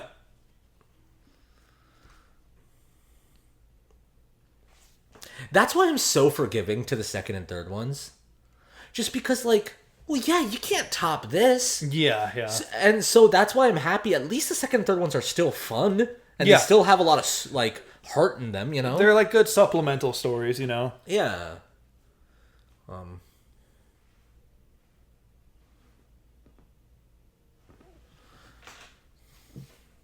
There's so many chess pieces. Like him trying to tell Doc what happens to Doc in the future. Him trying to get his parents together. And then him also worrying about, like, what his future will be like. Yeah. And, like, the movie's like talking a lot about legacy and what that's going to be, so... Yeah. It's just kind of impressive that they pull all those chess pieces off. I know. And then there's still this rocking out music sequence that's going to happen later. It has this kind of sci-fi, It's a Wonderful Life type energy sometimes. Yeah, that's so good. Especially when he comes back, It's Wonderful Life. Yeah. Which, I'm going to say it now. I don't know if you heard, but Crispin Glover was very much against the way that movie ended. Because he felt like the movie was giving off the wrong message of, like... Oh, it was Crispin Glover? I thought that was Eric Stoltz. No, Crispin Glover was the one that was saying that, like, I don't like the fact that they're rich now. Because it sends he felt like it sends the wrong message, like, that's what's important, like, the capitalism Reagan era of it all. Yeah. And he always felt that it should have, like, Lorraine and George should have still fallen in love and gotten together like that. But they should have just been in the same financial situation. But it shows kind of like the family you appreciate is really what matters kind of thing. Yeah. And it's just interesting because I actually kind of agree with that. I can get behind that. I think, this is just a very comfy kind of movie you have to just kind of go with, No, yeah, sure. But I mean, like, I agree with that sentiment that, like, Crispin Glover was going for. Yeah. Is what I'm saying. I can definitely get behind that. It could have been made it even, like, 2% better. Yeah. So, it's interesting. I think I understand from a storytelling perspective though, because it would mean that Marty's efforts kind of became for nothing if he didn't like encourage him to write stories and change the course of his life. You know what I mean? If it's like, oh, he still went on to kind of become a dweeb. No, but like also it would have still like fulfilled something just because like his parents are happy together. Yeah, maybe if they just changed emotionally, maybe he's still working on projects just for fun, and they're still kind of. I get that. Maybe that's like a good compromise. Like he didn't have to become like super successful about it, you know. Oh yeah, this part's so wretched. And also something that is a little bit like, I don't want to say problematic, but it's weird. It's a very weird moment of just like this movie's like whole thing is just her getting like abused by Biff and George saves. Oh yeah. It's a little old fashioned. Yes, Yeah, I get you. It's just a little off-putting watching it now. That's all. Yeah, it wouldn't work now. But I mean, this whole thing, them kissing is weird. well, that it's supposed to be weird, at least in this Yeah. part. I was gonna say this part's an absolute abomination, and I love it because it's so horrible to see. Well, it works because Lorraine is weirded out. Yeah. So, which is about to happen.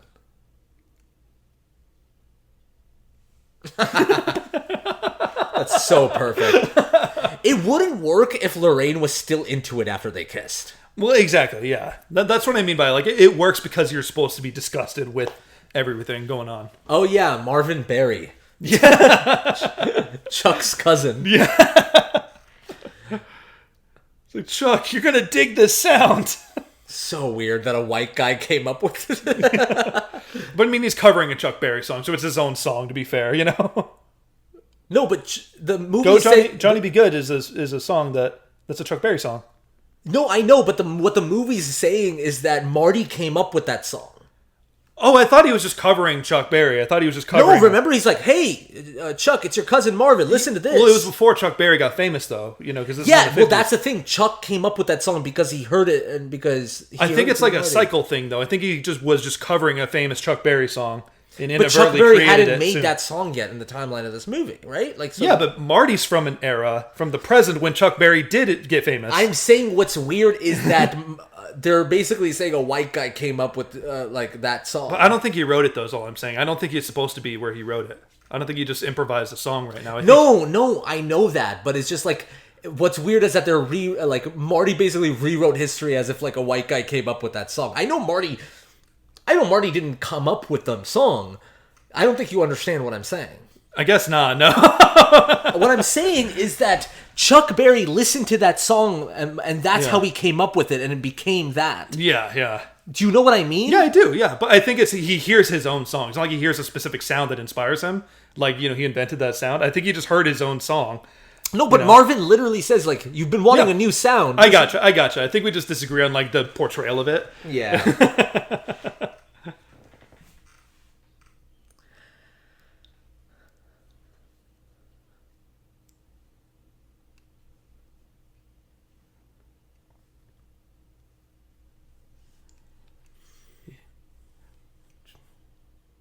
The 3D glasses are just insane. I know, dude.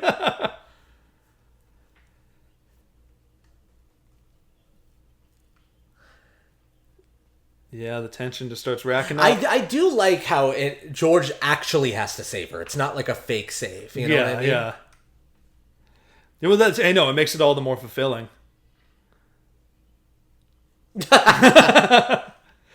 So they're just gonna throw it into some random trunk? I like how weed just blows out of the car.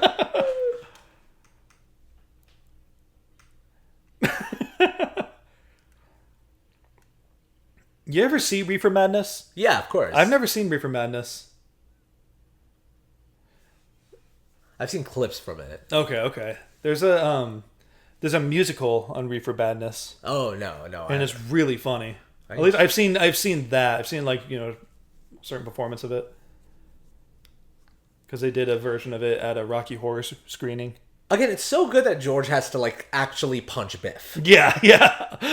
And unknowingly apparently actually this becomes was, a hero. From what I always hear, this was such a big applause break in the theaters when people saw this. When George like punches Biff.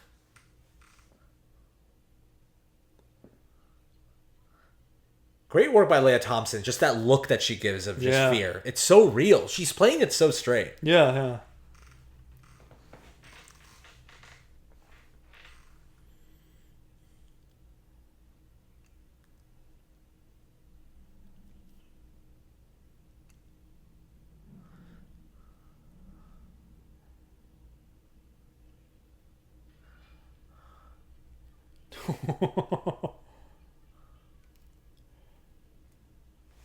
That's one of my biggest fears, having my arm broken like that. Being twist, like someone Like being like pinned down and having my arm like at the mercy of someone else like that, you know? That's one of your biggest fears? That's a huge fear of mine, yeah. It just sounds so fucking painful. That just doesn't happen often, so I'm just like, it's not like a... Well, yeah, exactly. It's very unlikely to happen, but it can happen, you know what I'm saying? Fair enough, yeah. My fear, I'm always scared of rolling my ankle. I'm that's constantly afraid of rolling my ankle. Yeah, well, and you trip and fall a lot, so it kind of makes Very sense. clumsy. Yeah. I'm super clumsy. I've been playing tennis a lot, so I'm always scared I'm going to land the wrong way. Oh, here we go. Oh, like how he does a full 360? Yeah.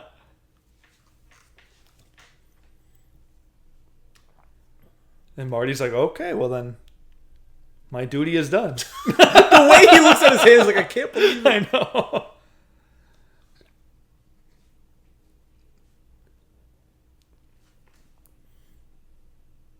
Yeah, like, I do like how Marty changes history, but he makes it so they genuinely fall in love instead of their love being an accident. Yeah. It doesn't feel like they were stuck together, but it feels like... They were made for each other. Yeah. Yeah, it's very sweet. It recontextualizes their relationship. That shot of the white tux and the pink dress feels such like an old school movie. You know? I know.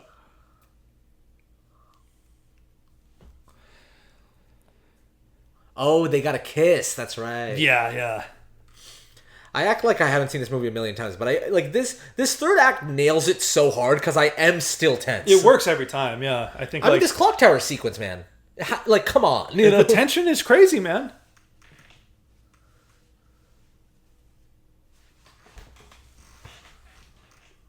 All right, so I'm going to get into this again. So March Huckberry... I'm kidding. It's I don't know why I had to get so nitty gritty. It is just like a wonderful... Yeah. You know me. Anytime a movie can break into song and dance, I'm in for it. Oh, yeah, of course. I know. I feel like you should watch more musical movies. I do watch a lot of musicals. Well, I know. I'm just saying like more like classic Broadway movie stuff, you know? You like which ones? Like Chicago, Little Shop of Horrors. Okay, yeah, you know, yeah. certain things like that. Cabaret. Cabaret. The only reason I've seen a lot of like old school musicals, like Criterion has them. I've seen Gentlemen Prefer Blondes. Sure, Red yeah. Shoes. I've seen American in Paris. Yeah, that's right. Those are like the classics for sure. Yeah, there's still. Maybe better yet. Maybe you should familiarize yourself with more like Broadway musicals. I guess that's really what it not is. like a movie like MGM musicals. Yeah, but I mean, I'm not. Those are amazing too. I'm not saying that. I'm just saying I think you would love Broadway too, along with the MGM musicals too. Yeah, no, fair enough. Because I feel like you and I have fun whenever we go watch musicals together, you know? Yeah, I think for me it's always like I would rather see it on stage, but if I can't see Chicago on stage, I should just watch the movie. Sure. But yeah, we should go see musicals too, like actual on stage. I mean, we live in LA where the Pantages is there. I don't know why I haven't gone. Yeah. You went to go see Lion King. I'm still so jealous. So good, dude. So cool. By the way, that's such an old school movie move of just having another hand pop up in frame. Fading out. Oh! George becomes a Chad. It's amazing. Also, remember we said that in our It's a Wonderful Life reaction? I'm like, oh, George is such a Chad because he's George Bailey. I know some people in the comments kind of goofed on us a little bit. Oh, it's so satisfying.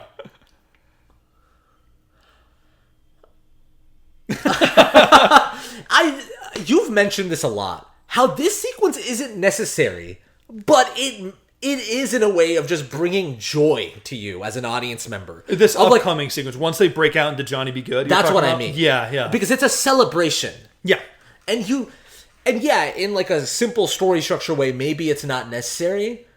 But like, if it's missing, you're missing something. Well, what makes it work is, and the way they talk funny, going back to musicals, is like, they say like, musicals work because they break out into song when they're at the height of an emotion, usually. Like, the only way they can express this anger or love or funniness, whatever it is through song. But this movie's not a musical, though. No, it's not, but I'm saying structurally it works because they break out into song because it's like at the height of the peak. The joy.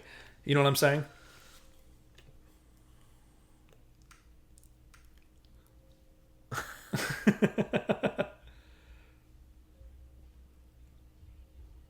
The try and keep up always works for me. Whenever I see, like, in movies, musicians saying that, Yeah. try and keep up. I'm like, oh, hell yeah.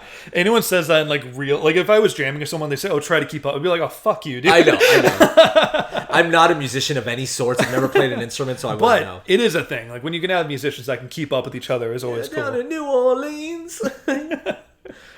No, I just love that one shot of, like, this one right here. It's just like going back and forth from Marty. It's so good.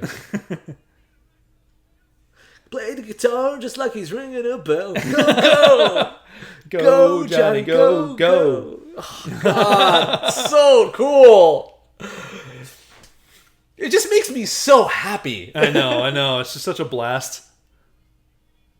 George, everything like George is like everyone loves him. I know. He's on top of the world. That shot is amazing. Yeah, such good blocking.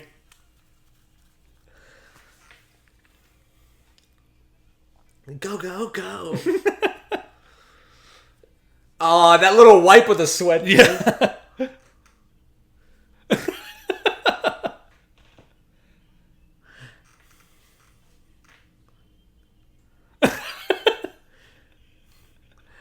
Despite everything I've said, guys, I can have fun. It is still a fun sequence. I don't want people to be like, oh, you're so whatever. You know? I'm just saying it's kind of funny. Yeah.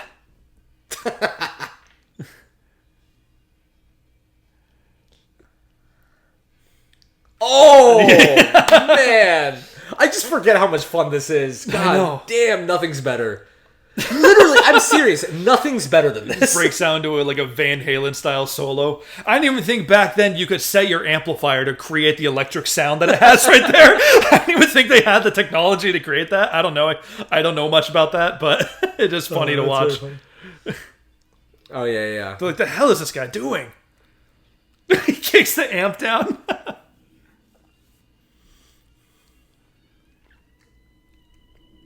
It's like School of Rock, you know? You're an embarrassment, Dewey. The 5-minute solos, the stage dives. We gotta let him say the line. Strickland. Ears plugged.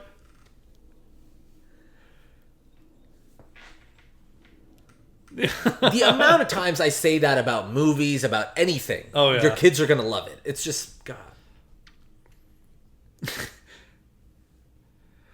I said that when I watched Tenet. Oh, okay. I remember I was just telling my friend, I was just like, listen, man, kids are going to love it. Yeah. Like, people haven't caught up to how good Tenet is yet. Now there's actually a big appreciation for that movie. Sure. I saw a video of In Living Color playing the song Cult of Personality live, and the audience is notably kind of stiff, even though they're playing the shit out of it. If anyone looks it up, you know, they're on like some talk show, and it's an amazing performance live. And the audience is clearly kind of feeling it, but it's just awkward, the chemistry between them. And people in the comments are like, this is a real example of, I guess you guys aren't ready for that yet, but your kids are going to love it.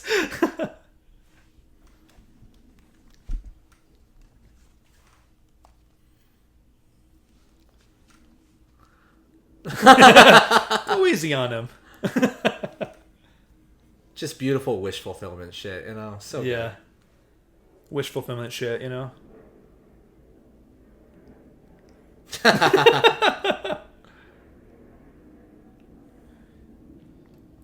Oh, God, I don't know, man. I don't know. This movie might be the greatest ever made. Did we just like?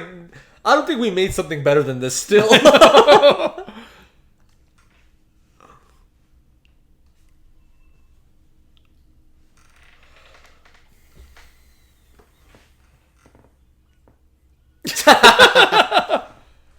I like how he's back in his Marty outfit.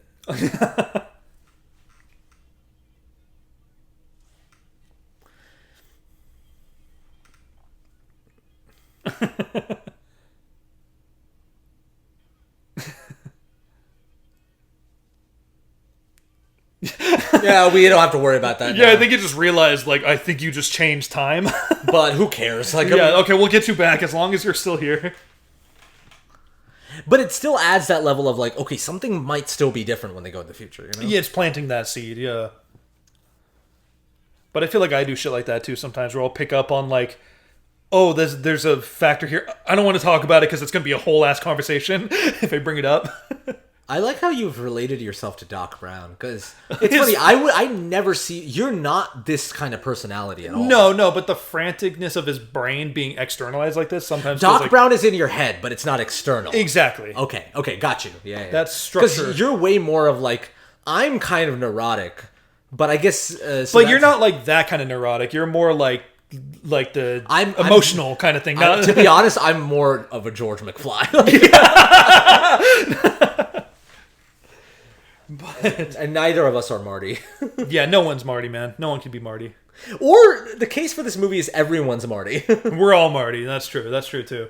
Like V from V for Vendetta. He was all of us. No. Nope. Not at all.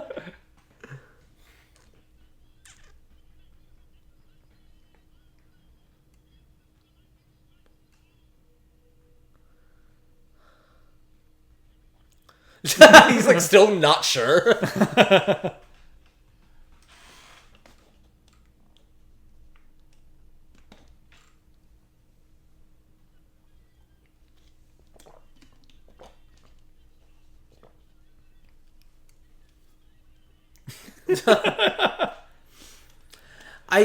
There's it's beautiful that it's so windy too because there's a storm coming on, but it adds the tension. Which they planted earlier too. That storm that struck the tower. Yeah, destroyed the clock tower.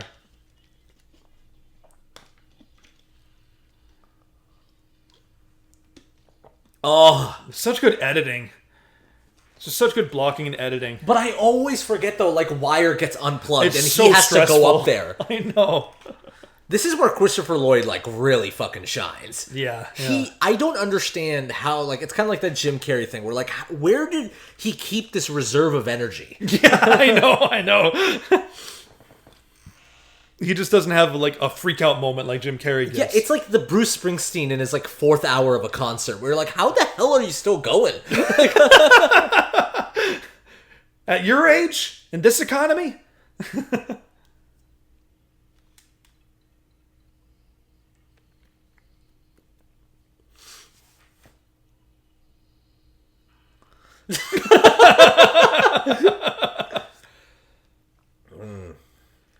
I don't even know how I'm going to provide commentary through this. I just want to watch it. Like, you know? I might have said this in the last commentary, but I always felt like Christopher Lloyd's face reminds me of Evan Peters. Like, just the face isolated. Really? Yeah, if you see... Like, if I wanted... Like, Evan Peters would make an amazing young Christopher Lloyd if they ever did a movie together. Oh my god. You can see it, right? Wow. They have, like, the same mouths shape. If you did say in the last commentary, I totally forgot. So I don't remember if I said that's it. a good call. Honest. I never thought of that. Yeah.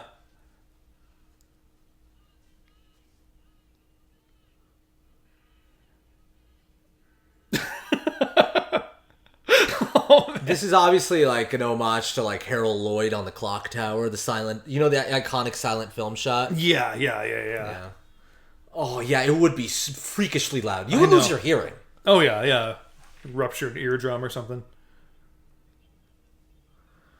Yeah, get in the car. Like it's Go.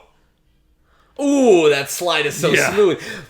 That's like the coolest 3 seconds I've ever seen. Someone sliding on a roof, getting in a DeLorean, pushing that car down. You guys can't see Altaf right now, but he kind of flailed his arms a little. Like, what did it? Like, yeah. It was so exciting to him. I just don't understand how that was so effortless. I know. Man, we did it, man. We did it. We did it, Joe.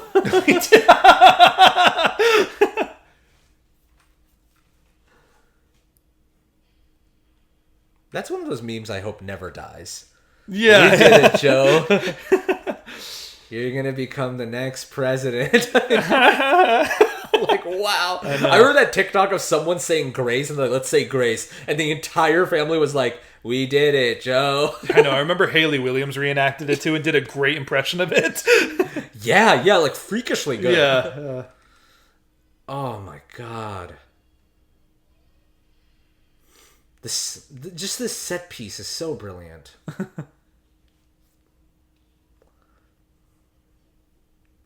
Yeah, you still feel like the emotional DNA running through Marty. Mm-hmm.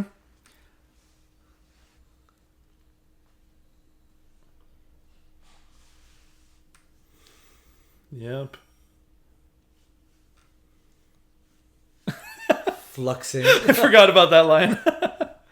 Yeah, because it just reminds you how dumb of a name flux capacitor. Or how ridiculous it is, yeah. Oh god, it's so stressful. He's so good.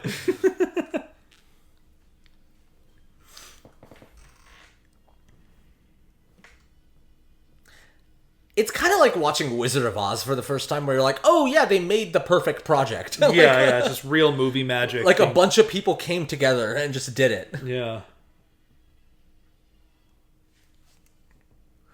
Like, imagine seeing Back to the Future for the first time. Like, I don't even remember what that was like. I know. Well, especially seeing it when it was like a new movie, too. Oh, yeah. Like, because even when I watched it in high school, I knew the iconic bits. Exactly. We knew the legacy of the movie. But seeing it for the first time without any prior context must have been something special.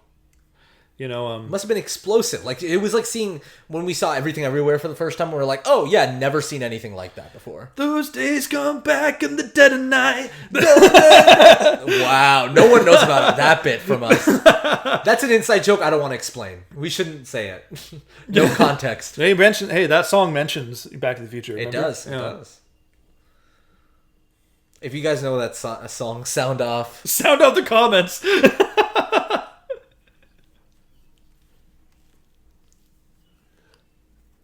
Oh, yeah. What were you doing back in those days? Turning out the stereo.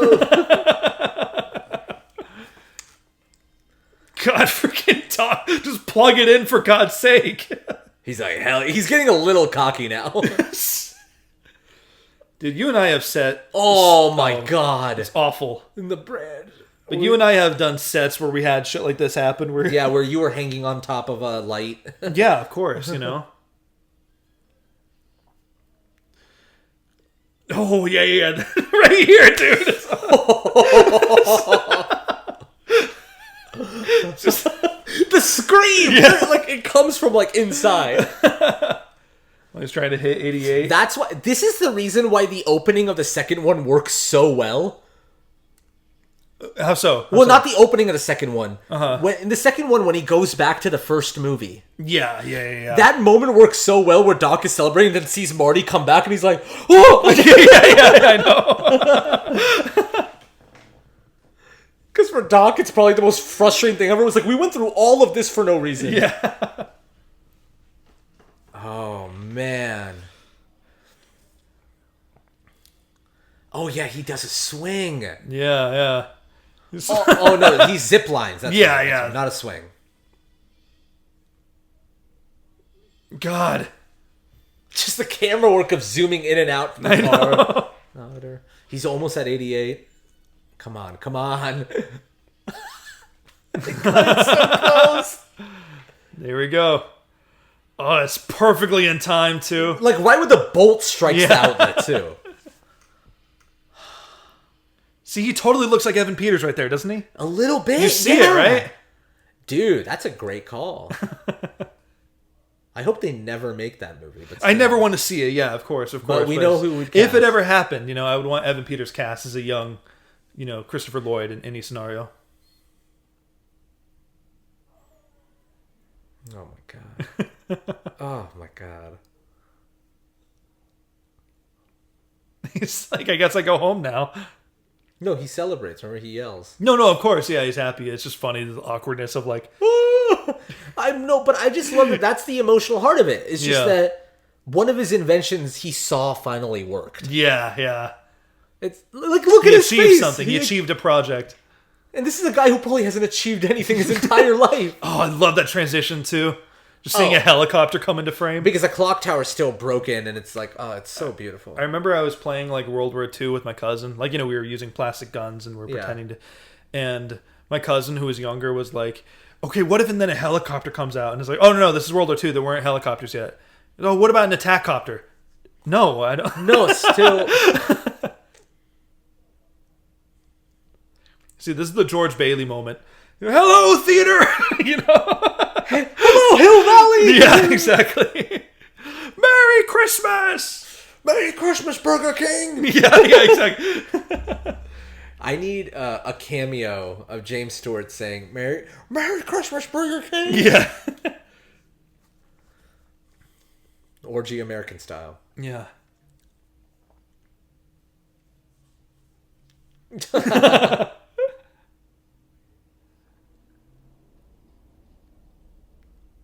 Oh, yeah, he's saving Doc. Yeah.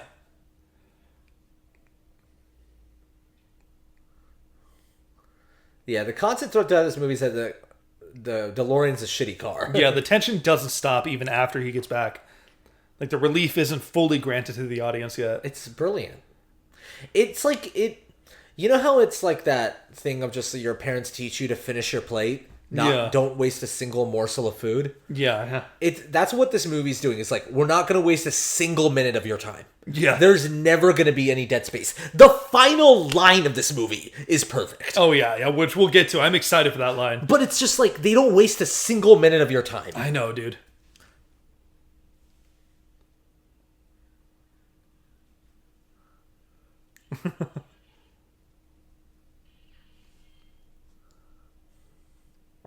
Oh yeah, this is such a cool moment of seeing himself too. It is funny to think though, because you changed so much about the future, but this does not change at all. The Libyan terrorists still come. Well, and Marty still is hanging out with Doc and is still getting into misadventures with him. Yeah. And it's also such beautiful, like, right when Marty goes back in time, this Marty comes back. Yeah.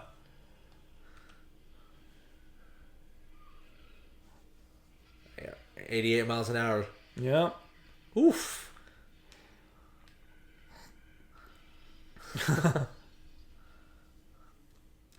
God, Michael J. Fox is so sweaty. I love it. Know.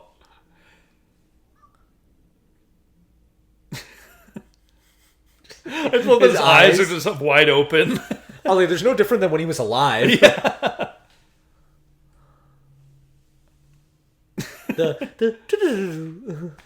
Oh, the music is so good. Yeah.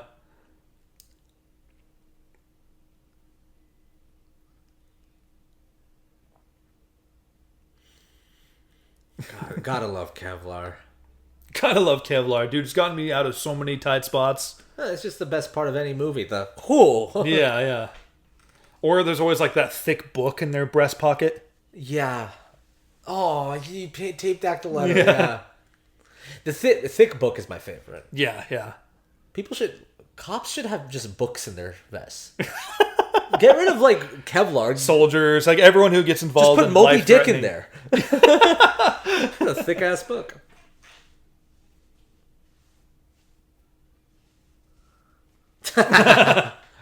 Like, come on, we gotta try. And now we experience the true relief of this movie. Well, he goes to sleep right now. Well, I'm just saying, like, when Marty goes back home and sees everything that's happening.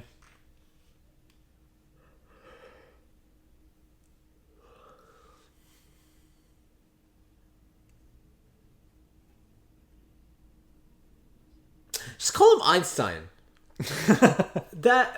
Shortening Einstein to Einie just doesn't work. Boo, 7.5. Boo, 7.5. 3.5 on Letterboxd. Do you think anyone's given this movie 3 stars on Letterboxd? If they did, it'd be like... They should be blocked. Let me check. I know movie opinions and discourse is really important. Back to the Future is just... It's the exception to the rule. There's a few movies, like Matrix, like you just can't give that movie less than a 4. Yeah. Wizard of Oz. And if you are, you're doing something dumb.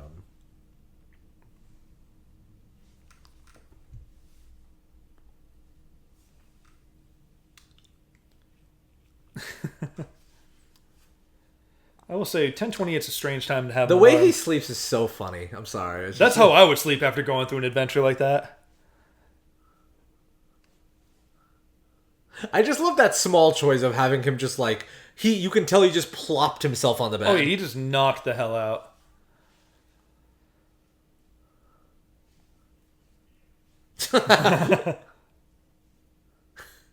I love the fact that he does think it's a dream. Yeah, he's suspicious of this.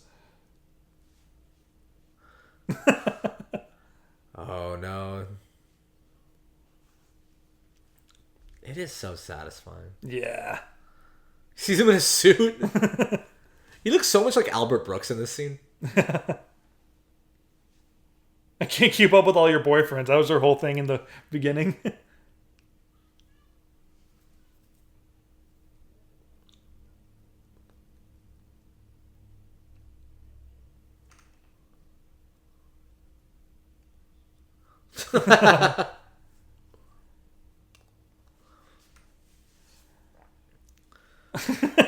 Look at the way he looks. I know, he looks so cool. But he kind of looks like a kid's version of what a cool guy would look Oh, like. yeah. I mean, he's a creative writer, so...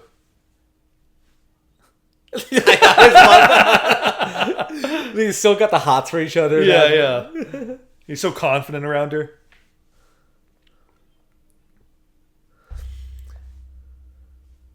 Aww.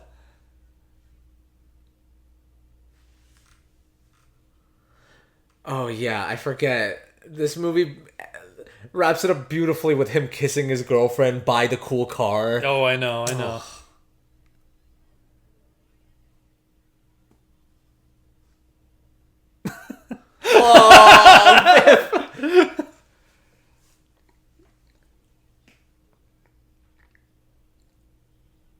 The receding hairline. I know. Again, I gotta stress, Thomas Wilson still has great hair, so this was a wig. Yeah. Well, you all know that, obviously, because of the time of this movie.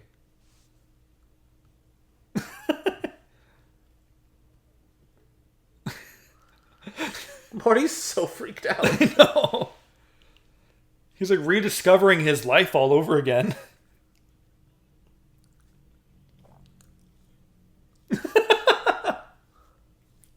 I forgot the whole bit, honestly, about him being a writer. Yeah. A match made in space. His picture. I love his picture on the back. His like author photo where he's like this big pompadour. Oh, his car is so cool. Yeah. Fuck yeah, man. Imagine if you were a high schooler and you had that car. I know, pulling in like that. And then his girl just pops in. Oh my god. Like just It's so perfectly framed for her to slowly walk in and reveal that. be so relieving too. Yeah. Maybe that one line I can do away with. What? You're acting like you haven't seen me in a week. Like, no one would say that in real life except for it was a time pun in the movie. I forgive it. I forgive it. I forgive it. This is one line.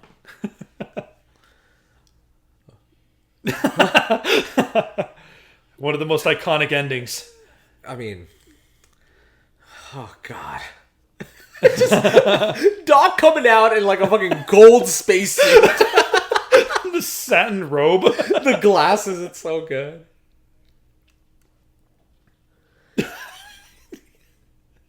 Yeah, this is another bit like using garbage compost to fuel. Yeah.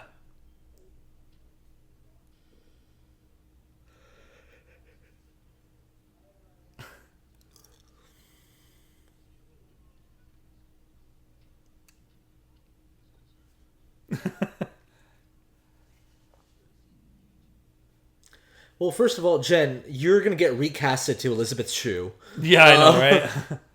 And you basically get knocked out to sleep for the second and third movie. I know, right? I think, like... Oh, okay, we gotta let this play Yeah, out. we gotta get this ending.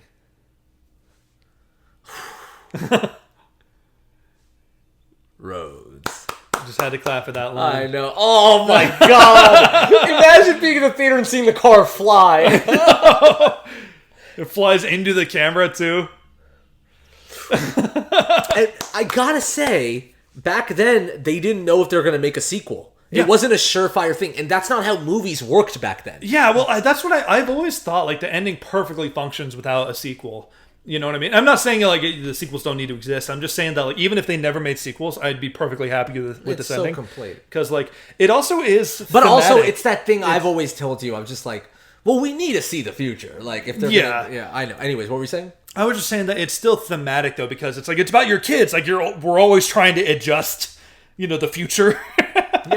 yeah, totally. Man, what a fun time. I know. All right. Well, we should wrap up. Thank you guys so much for listening. Thank you so much for your support. Really appreciate it. You guys are awesome. You provide us with the power of love. That's right. Yeah, that's the idea.